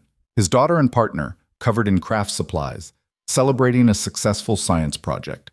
It was ordinary and perfect and fragile. That night, after Emma was asleep, Lillian found Caleb in the kitchen cleaning up the remnants of their project. Thank you for this afternoon, she said. I didn't do anything. You two handled it. For making space for me to handle it. For not swooping in when the school called. For letting me be the parent who showed up. It wasn't charity. You needed to do it. I know, but thank you anyway. She started wiping down the counter. Emma asked if we're getting divorced. Caleb stopped scrubbing. What did you tell her? That we're working on things. That it's not her fault. That I couldn't promise either way, but we're trying. That's honest. Was it too honest? I don't think so. She's smart. She knows something's been wrong. Better to acknowledge it than pretend. They cleaned in silence for a few minutes. She also said she wishes she wasn't born, Lillian added quietly, because before her we were happy. Fuck. Yeah. What did you say? That she's the best thing that ever happened to us. That our problems aren't her fault. That I love her more than anything. Lillian's voice cracked. I've really messed her up, haven't I? We've both contributed, but kids are resilient. She'll be okay if we get our act together. What if we don't? Then we'll figure that out too, but one crisis at a time. Lillian nodded. They finished cleaning. The kitchen looked almost normal again, no evidence of the afternoon's chaos except for the volcano drying on the back porch. I'm exhausted, Lillian said. Being present is tiring. How do you do this every day? You just do. Eventually, it becomes normal. I can't imagine this ever feeling normal. Give it time. They stood in the kitchen, the day settling around them. Imperfect, messy, real. I think I'm starting to understand, Lillian said. Understand what? What you meant about ordinary being enough. Today was just homework and science projects and dealing with school problems. Nothing impressive. But it felt like it mattered. It did matter to Emma. To me, too. She looked at him. I spent 7 years chasing extraordinary, building empires, making millions, and none of it felt as important as watching that volcano explode. Welcome to parenthood. Is it always this terrifying? Pretty much. She smiled weakly. Good to know. That weekend, they attempted something they hadn't done in years. A family trip. Nothing elaborate. Just a cabin in the mountains 2 hours away. Emma was vibrating with excitement. Lillian was clearly nervous. What if we run out of things to talk about? She asked while packing. Then we sit in silence, Caleb said. It's not a performance. It's just being together. I don't know how to just be together. I know. That's why we're practicing. They drove up Friday afternoon. The cabin was small but clean. 2 bedrooms, a fireplace, a view of pine trees and mountains. No TV, limited cell service. This is perfect, Emma declared, already exploring. Lillian looked around with barely concealed panic. What do people do in cabins with no Wi-Fi? Talk, play games, exist. Caleb set down their bags. You'll survive. The first evening was awkward. They made dinner together, Caleb handling most of it while Lillian chopped vegetables with intense concentration. Emma set the table and narrated a complex story involving her stuffed animals staging a rebellion. After dinner, they played board games. Lillian was intensely competitive, which made Emma giggle. Mommy, it's just Candyland. You don't have to strategize. There's always a strategy. It's literally random. You pick cards. Nothing is truly random. Caleb watched them, something loosening in his chest. This was what he'd missed. The casual interaction, the laughter, the being together without agenda. That night, after Emma was asleep in her room, Caleb and Lillian sat on the porch. The air was cold, stars sharp overhead. They'd brought blankets, sat side by side without touching. Thank you for this, Lillian said. You already thanked me. I'm thanking you again, for not giving up, for giving me chances I probably don't deserve, for still being here. Caleb didn't respond immediately. I almost wasn't. There were days I was ready to walk away, tell you to figure out your stuff, and I'd handle Emma alone. What stopped you? Honestly, I don't know. Stubbornness, maybe? Or hope. Or just not wanting to be the guy who gave up without really trying. He looked at her. But I need you to know it's been close. Multiple times. I know. Do you? Because sometimes I think you don't understand how close we've been to the edge. I understand. Her voice was quiet. That morning when I said you were replaceable, part of me wanted you to leave, to prove I was right, that I was unlovable and pushing people away was the correct strategy. That's bleak. I know, but it felt safer than hoping. And now? Now I'm terrified, but I'm hoping anyway. They sat in the cold dark, the mountain silence pressing around them. I don't know if we're going to make it, Caleb said eventually. I want to, but I don't know if wanting is enough. Me neither. But I'm glad we're trying. Yeah, Lillian said. Me too. Inside, Emma called out. A bad dream, probably. They both stood, instinctively moving toward their daughter's voice. At the doorway, they paused, looked at each other in the dim light. 2 people trying to find their way back from the edge of ending. Not there yet. Maybe never getting there. But moving in the right direction. Emma's nightmare turned out to be about losing her favorite stuffed penguin in a snowstorm. Lillian sat on the edge of the bed, stroking her daughter's hair while Caleb found the penguin wedged between the mattress and wall. He was on an adventure, Caleb said, handing it over. Exploring the Arctic. Penguins live in Antarctica, Emma mumbled, already half asleep again. This one's a rebel. Emma smiled and clutched the penguin close. Within minutes, she was breathing steadily, asleep. Lillian stayed sitting there, watching her daughter's face in the dim light from the hallway. She looks like you when she sleeps, Caleb said quietly from the doorway. She has your chin and your stubbornness. That's all you. We can share custody of the stubborn gene. It was such a normal exchange, the kind parents had.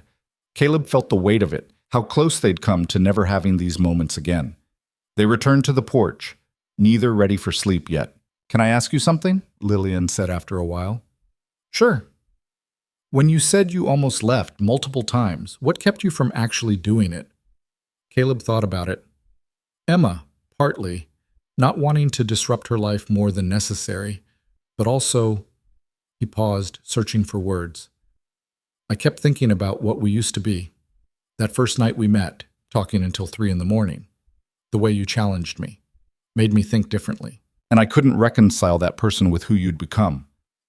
Past tense. Who I'd become. Yeah. And now? Now I think maybe that person was always there, just buried under fear and performance and all the armor you built to protect yourself. Lillian pulled the blanket tighter. Dr. Chen said something similar, that I've been performing my entire life, playing roles, daughter who achieves, student who excels, CEO who conquers, but none of it was real, just scripts I memorized. What's the real you look like? I'm still figuring that out. She was quiet for a moment. But I think maybe she's the person who makes paper-mache volcanoes and doesn't check her phone every 5 minutes. Who shows up to soccer games even when other parents judge her. Who's terrified of failing but tries anyway. That's a start. They watched the stars. Somewhere in the woods, an owl called. The temperature was dropping, but neither moved to go inside. I need to tell you something, Lillian said eventually. Something I should have told you months ago. Caleb's stomach tightened. Okay. After Emma was born, I had these thoughts, dark thoughts, about leaving, just walking away from everything. The baby, you, all of it. Getting in my car and driving until I disappeared. She wasn't looking at him, staring straight ahead at the dark trees. I never told anyone. Not my doctor, not you. I was ashamed. What kind of mother thinks about abandoning her newborn? But I did. Constantly, those first few months. Every time Emma cried, every time I failed at breastfeeding, every time you seemed to know exactly what to do, and I had no idea, I fantasized about leaving. Caleb didn't speak. Let her continue. I didn't leave because I was too proud, too afraid of what people would think. Not because I loved you or Emma enough to stay, because I couldn't handle being seen as a failure. Her voice cracked. And I've hated myself for that ever since, for staying for the wrong reasons, for not being the mother Emma deserved, for resenting both of you while pretending everything was fine. Why are you telling me this now? Because I'm tired of secrets, tired of performing, and because you deserve to know who you've been trying to save. I'm not some misunderstood genius who just needs the right support. I'm someone who thought about abandoning her family and didn't do it for selfish reasons. Caleb absorbed this. Part of him wanted to be angry, hurt, but mostly he just felt sad. You think that makes you unforgivable? He asked. Doesn't it? You had postpartum depression, whether you want to call it that or not. And instead of getting help, you white-knuckled through it alone. That doesn't make you evil. It makes you human. I thought about leaving my baby, Caleb. But you didn't. You stayed. You've been staying. That has to count for something. Does it? If the only reason I stayed was pride? You stayed. The reasons matter less than the action. And somewhere along the way, those reasons changed. You're not staying out of pride anymore. Lillian finally looked at him. How do you know? Because people motivated by pride don't take leaves of absence, don't go to therapy, don't make volcanoes with their kid while covered in paper mache. You're here because you want to be, not because you're afraid of judgment. She started crying. Not the careful tears from therapy sessions, deep, wrenching sobs that shook her whole body. Caleb moved closer, pulled her against him. She buried her face in his shoulder and cried like something was breaking open inside her. "I'm so tired," she gasped between sobs. "I'm so tired of pretending, of performing, of trying to be perfect when I'm so far from it." "Then stop. Just stop." "I don't know how." "You're doing it right now, being messy and imperfect and real. That's all anyone wants." They sat like that for a long time. Lillian crying, Caleb holding her, the mountain silence wrapping around them both. When she finally pulled back, her face was blotchy and her eyes swollen. "I look terrible," she said. "You look human." "Same thing." Despite everything, he smiled. "Yeah, I guess it is." They went to bed eventually, separate rooms still, not ready for that step. But something had shifted. Some wall had come down. The next morning, Emma woke them at dawn demanding pancakes. Lillian gamely attempted them again with predictably disastrous results. "These are crunchy," Emma said diplomatically, poking at the charred disc on her plate. "Crunchy is a texture," Lillian said. "Valid texture. For potato chips, maybe." "You're a harsh food critic." "I'm honest. You want me to lie?" Caleb intervened with cereal. They ate on the porch, wrapped in blankets, watching the sun rise over the mountains. Emma chattered about penguins and whether they could visit a real Arctic someday. Lillian engaged fully, asking questions, suggesting they research it together. "Can we get a penguin?" Emma asked. "Absolutely not," both parents said simultaneously. Emma pouted. "You guys never let me have anything good." "You have a stuffed penguin," Lillian pointed out. "It's not the same." "It's significantly less work, and it doesn't require Antarctic temperatures." "Fine. But when I'm grown up, I'm getting a real penguin." "I look forward to visiting your penguin sanctuary," Caleb said. They hiked that morning, nothing strenuous, just a trail loop Emma could handle. Lillian struggled more than she expected, unused to physical activity that wasn't structured exercise. "How much farther?" she gasped after 20 minutes. "We're barely started," Caleb said. "I'm dying." "You run 3 times a week. That's different. Running has a purpose. This is just walking uphill for no reason." "The reason is being outside, enjoying nature." "I'm not enjoying this." But she kept going, and eventually when they reached a viewpoint overlooking the valley, she stopped complaining. "Okay," she admitted. "This is pretty nice." "Just nice?" Emma teased. "Fine. It's beautiful. Happy?" "Very." They ate lunch at the viewpoint. Sandwiches Caleb had packed, fruit Emma kept dropping. The air was clear and cold and perfect. "I could stay here forever," Emma announced. "You'd miss school," Lillian said. "No, I wouldn't." "You'd miss your friends." "I'd make mountain friends, befriend the squirrels." "Squirrels aren't great conversationalists." "You don't know that. You've never tried talking to one." Lillian looked at Caleb over Emma's head. He saw the wonder in her expression, like she was discovering something she'd been missing her entire life. That evening, their last at the cabin, they built a fire. Roasted marshmallows that Emma insisted on burning into charcoal because that's how she liked them. Told stories. Lillian shared memories from her childhood that Caleb had never heard, not the polished anecdotes she used at dinner parties. Real stories, messy and imperfect and human. After Emma went to bed, they sat by the dying fire. "I don't want to go back tomorrow," Lillian said. "To the house? To real life, to everything waiting there, the company, the pressure, all of it." "You're on leave for 2 more months." "I know, but it feels temporary, like I'm just postponing the inevitable return to who I was." "What if you don't go back to who you were? What if you become someone different?" "Is that allowed?" "Why wouldn't it be?" "Because I've spent my entire life building that identity. The company is mine, my creation. Letting it go feels like giving up.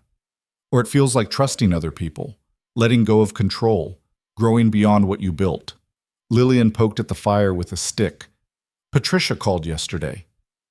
"I thought you weren't supposed to be checking in." "I wasn't. She called me. Said there's an acquisition opportunity, major one. Could double the company's value. And? She wants my approval to move forward. Said she won't do it without my sign-off." "What did you tell her?" "That I'd think about it. Lillian set down the stick. But the truth is, I don't care. This opportunity that would have consumed me 6 months ago, that I would have killed for, and I just don't care.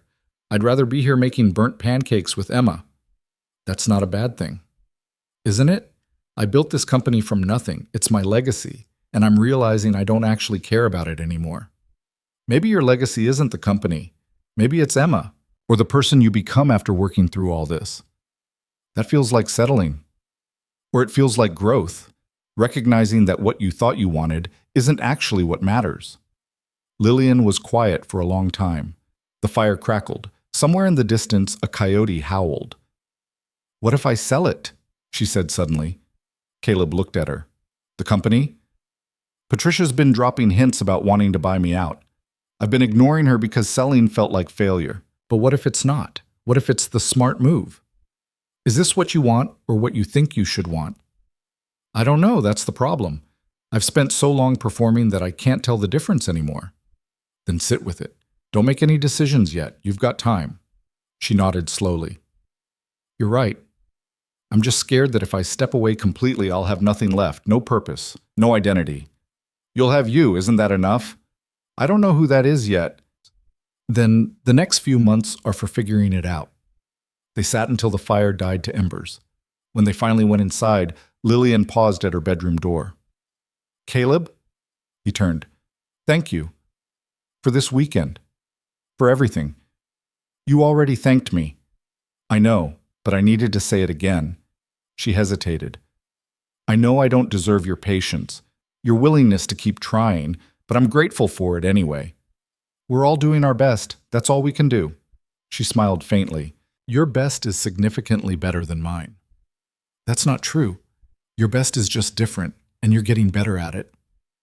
"You really think so?" "Yeah, I do." Something passed between them. Not fixed, not whole, but healing. The drive home Sunday afternoon was quiet. Emma fell asleep in the back seat. Lillian stared out the window, lost in thought. "What are you thinking about?" Caleb asked. "Everything. Nothing. How strange it is that 3 days away felt like longer, like we're different people than when we left." "Are we?"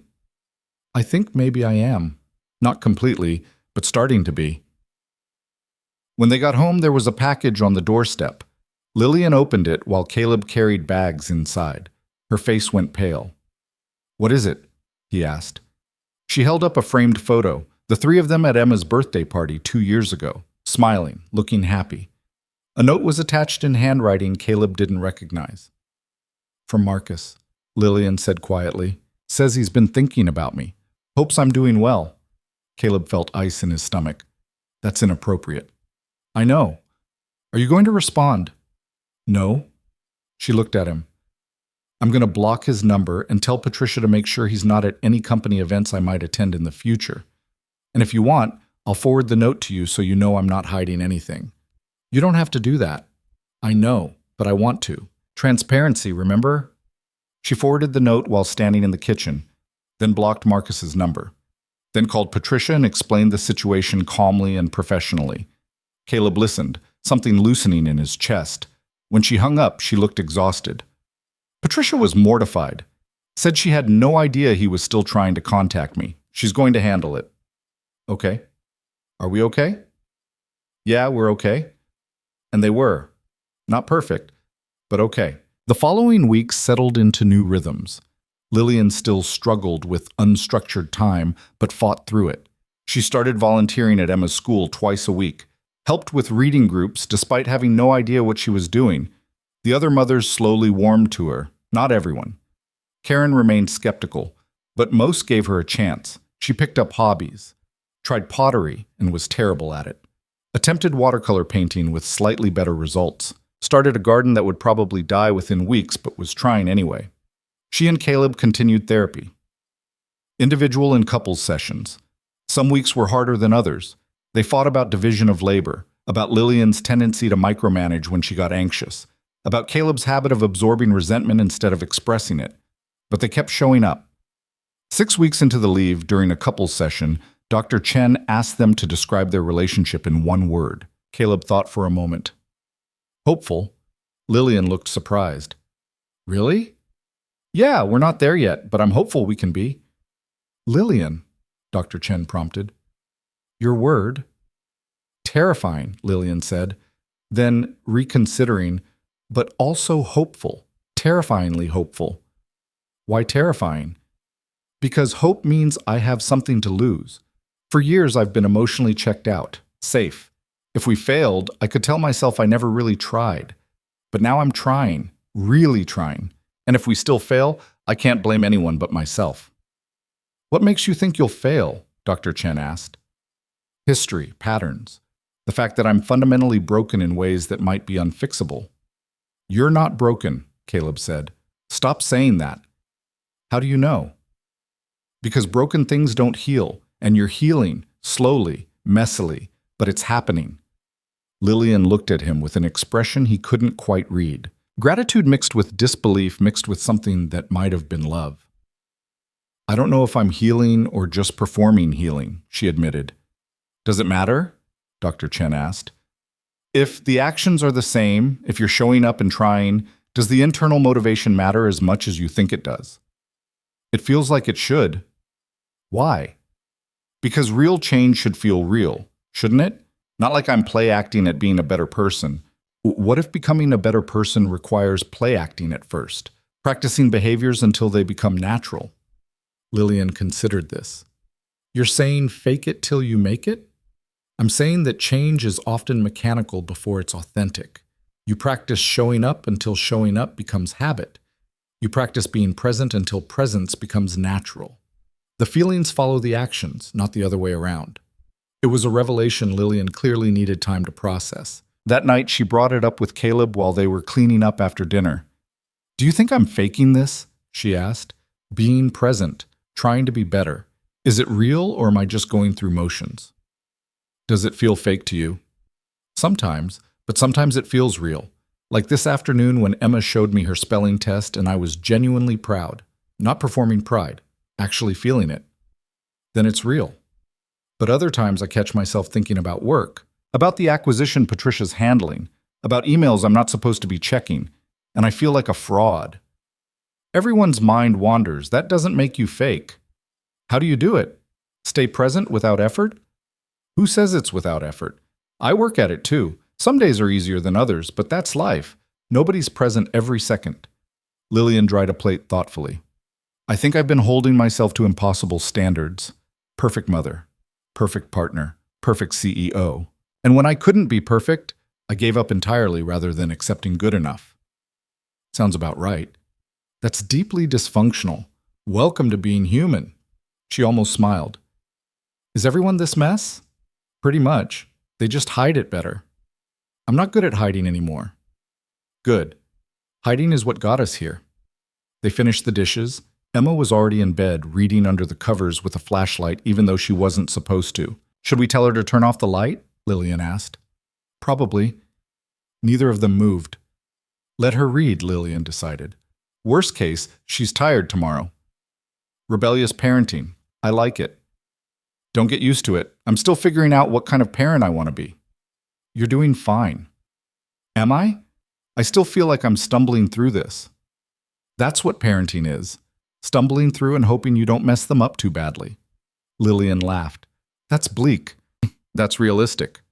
They moved to the living room, their evening routine now, existing in shared space without agenda. Caleb? Lillian said after a while. Yeah? Do you think we're going to make it? It was a question she'd asked before, but this time felt different, less desperate, more curious.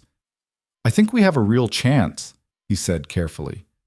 Not because everything's fixed, but because we're both committed to trying. What if trying isn't enough? Then at least we know we tried. At least Emma sees us fighting for this instead of quietly giving up. She's watching us, isn't she? Learning how relationships work based on what we model. Yeah. That's terrifying. Also motivating. We're not just doing this for us. We're doing it for her. Lillian was quiet for a moment. I want to be someone she's proud of, not because I'm successful or wealthy, because I showed up, because I chose her and you even when it was hard. Then keep choosing us. That's all you can do. It doesn't feel like enough. It's everything. 2 months into the leave, Lillian made a decision. She called Patricia and told her to move forward with selling the company. Not to Patricia, though she'd considered it. To a larger tech firm that had been circling for years.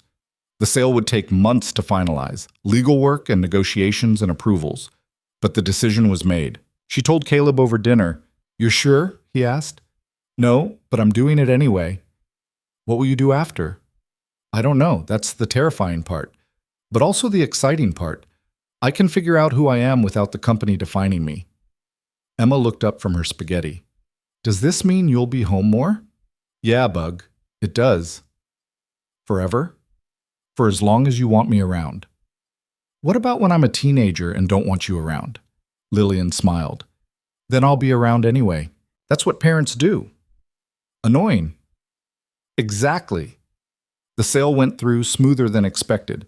By the time Lillian's leave ended, the company was no longer hers. She walked away with more money than she'd ever spent. And nothing to do with her days. It was disorienting, liberating, terrifying. She spent the first week post-sale wandering the house looking lost. "What do people do?" she asked Caleb repeatedly. "Whatever they want."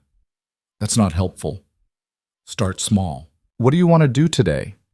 "I don't know." "Then pick something, anything." She started with Emma's school, increased her volunteering to 3 days a week, joined the PTA, which she found surprisingly political and fascinating, started helping with fundraising using her business skills in new ways. She took a cooking class and actually learned to make edible food. Started having dinner ready when Caleb got home from work, proud of herself for mastering basic meals. She reconnected with old friends she'd lost touch with while building the company. Found out most of them were also struggling with identity and purpose in their 30s. She started therapy more frequently.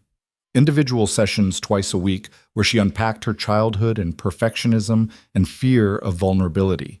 And slowly, gradually, she became someone different. Not entirely different. Still intense, still ambitious, but channeling it differently. Into being present. Into relationships. Into figuring out who she was beyond her achievements. 3 months after selling the company, she and Caleb lay in bed together. Same bed. First time in over a year. Nothing physical had happened.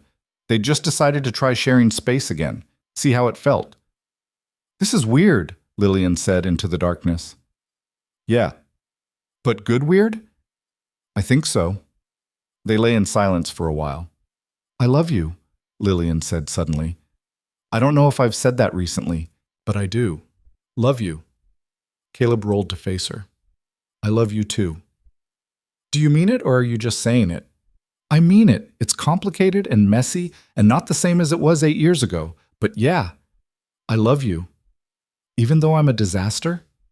"You're not a disaster. You're human. There's a difference."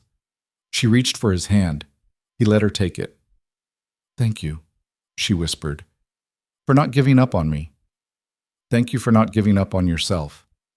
They fell asleep like that, holding hands, not fixed, but healing. Spring came gradually. The cabin trip they'd taken in fall became a tradition. They went back in March, Emma bigger and more confident, Lillian more comfortable in her own skin. They hiked the same trail. Emma remembered the viewpoint and dragged them there for lunch. "This is where Mommy admitted nature was beautiful," she announced. "I never said it wasn't beautiful," Lillian protested. "You said it was just nice. Then you upgraded to beautiful." "High praise indeed." They sat at the viewpoint eating sandwiches. The valley below was starting to green up, winter releasing its grip. "Can I ask you guys something?" Emma said. "Always," Caleb replied. "Are you happy now?" The question landed heavy. Caleb and Lillian looked at each other. "Yeah," Lillian said slowly. "I think I am. Not perfect happy, but real happy." "What's the difference?" "Perfect happy is what you see in movies. Everything easy and simple. Real happy is harder. It's choosing to be here even when it's difficult. Finding joy in ordinary moments. Being okay with messy and imperfect." Emma nodded seriously. "Like burnt pancakes?" "Exactly like burnt pancakes." "Daddy, are you happy?" Caleb considered. "Yeah, Bug, I am." "Good. Because if you guys got divorced, I'd have to live in 2 houses, and that sounds exhausting." Both parents laughed. "We're not getting divorced," Lillian said. "Promise?" I can't promise nothing will ever go wrong, but I can promise we're committed to working through things instead of giving up. That's basically a promise. Close enough. They finished their hike. That evening, with Emma asleep, Caleb and Lillian sat on the porch like they had 6 months ago. But this time, Lillian leaned against him, his arm around her shoulders, comfortable in ways they hadn't been in years. I've been thinking, she said. About? What comes next? I've sold the company. I'm figuring out who I am, but I want to do something meaningful. Like what? I don't know yet. Maybe start a foundation. Help other women who struggle with work-life balance. Share my story so others don't feel so alone. She paused. Does that sound stupid? It sounds perfect. Really? You went through something hard and came out the other side. Helping others do the same makes sense. I'm scared I'll mess it up. Turn it into another performance. Then don't. Just be honest. Share the ugly parts. The parts where you almost walked away from your family, where you resented your daughter, where you said terrible things to your partner. People need to hear that it's okay to struggle. Lillian was quiet. I never thought about being vulnerable publicly, but maybe that's the point. Maybe that's where real connection lives. Sounds like something Dr. Chen would say. She did say it multiple times. I'm just finally hearing it. They sat in comfortable silence, stars sharp overhead, the mountain air cold and clean. You know what I realized? Lillian said eventually. What? That morning when I told you that you were replaceable, I was wrong. Not just cruel, factually wrong. Yeah? You're irreplaceable, not because you're perfect, because you're you. You saw me at my worst and didn't leave. You gave me chances I didn't deserve. You held space for me to figure out my mess while managing your own hurt. Her voice caught. I could search for 100 years and never find anyone else who'd do that. Caleb pulled her closer. You're not so bad yourself. I'm a work in progress. Aren't we all? Some of us are more progress than others. That's fair. She laughed against his chest. Real laughter, the kind that came from deep inside. I'm happy, she said, surprised by her own words. Right now, in this moment, I'm actually happy. Good. Hold on to that. I will, or I'll try to. That's all anyone can do. They stayed on the porch until the cold drove them inside, crawled into bed together, finding familiar spaces that had felt foreign for so long. In the other room, Emma slept peacefully, secure in the knowledge that her parents were figuring it out. Not perfect, but trying. And trying, it turned out, was enough. The next morning brought rain, heavy spring rain that kept them inside. They played board games and read books, and existed without agenda. Emma built an elaborate fort out of couch cushions. Lillian helped without micromanaging. Caleb made hot chocolate and didn't burn it. Ordinary, simple, perfect in its imperfection. This is nice, Emma declared from inside her fort. Just nice? Lillian teased. Okay, fine, it's great. Happy? Very. They spent the day doing nothing important. And somehow, that felt like everything. Because that's what they'd learned. What all the therapy and struggle and hard conversations had taught them. That life wasn't about grand achievements or perfect moments. It was about showing up, being present, choosing each other even when it was hard. It was about burnt pancakes and papier-mâché volcanoes and soccer games in the cold, about admitting when you were wrong, about being vulnerable enough to say I'm struggling and I need help. It was about recognizing that love wasn't a feeling that just happened. It was a choice you made every day, sometimes multiple times a day. Choosing to stay, choosing to try, choosing to believe that broken things could heal if you were willing to do the work. Caleb had learned that being the steady one didn't mean absorbing all the hurt, that asking for what he needed wasn't selfish, that he deserved a partner who showed up, and it was okay to expect that. Lillian had learned that success meant nothing if you were empty inside, that achievement couldn't fill the void left by absence, that being vulnerable wasn't weakness, but the only path to real connection. And Emma, watching her parents navigate their mess, was learning that love wasn't perfect, that people could hurt each other and still choose to stay, that repair was possible if both people were willing. Those were the lessons that mattered, not the ones you found in self-help books or motivational speeches, the ones you learned by living, by failing, by getting back up and trying again. The rain continued all day. By evening, Emma was getting restless. "Can we go outside?" she begged. "It's pouring," Caleb said. "So? We'll get wet."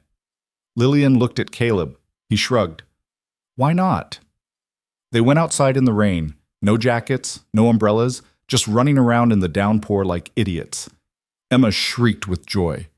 Lillian laughed, face tilted to the sky. Caleb watched his family and felt something settle in his chest. This was what he'd been fighting for. Not perfect happiness, not a relationship without problems, just this. Two people choosing each other, a kid being a kid, real life in all its messy glory.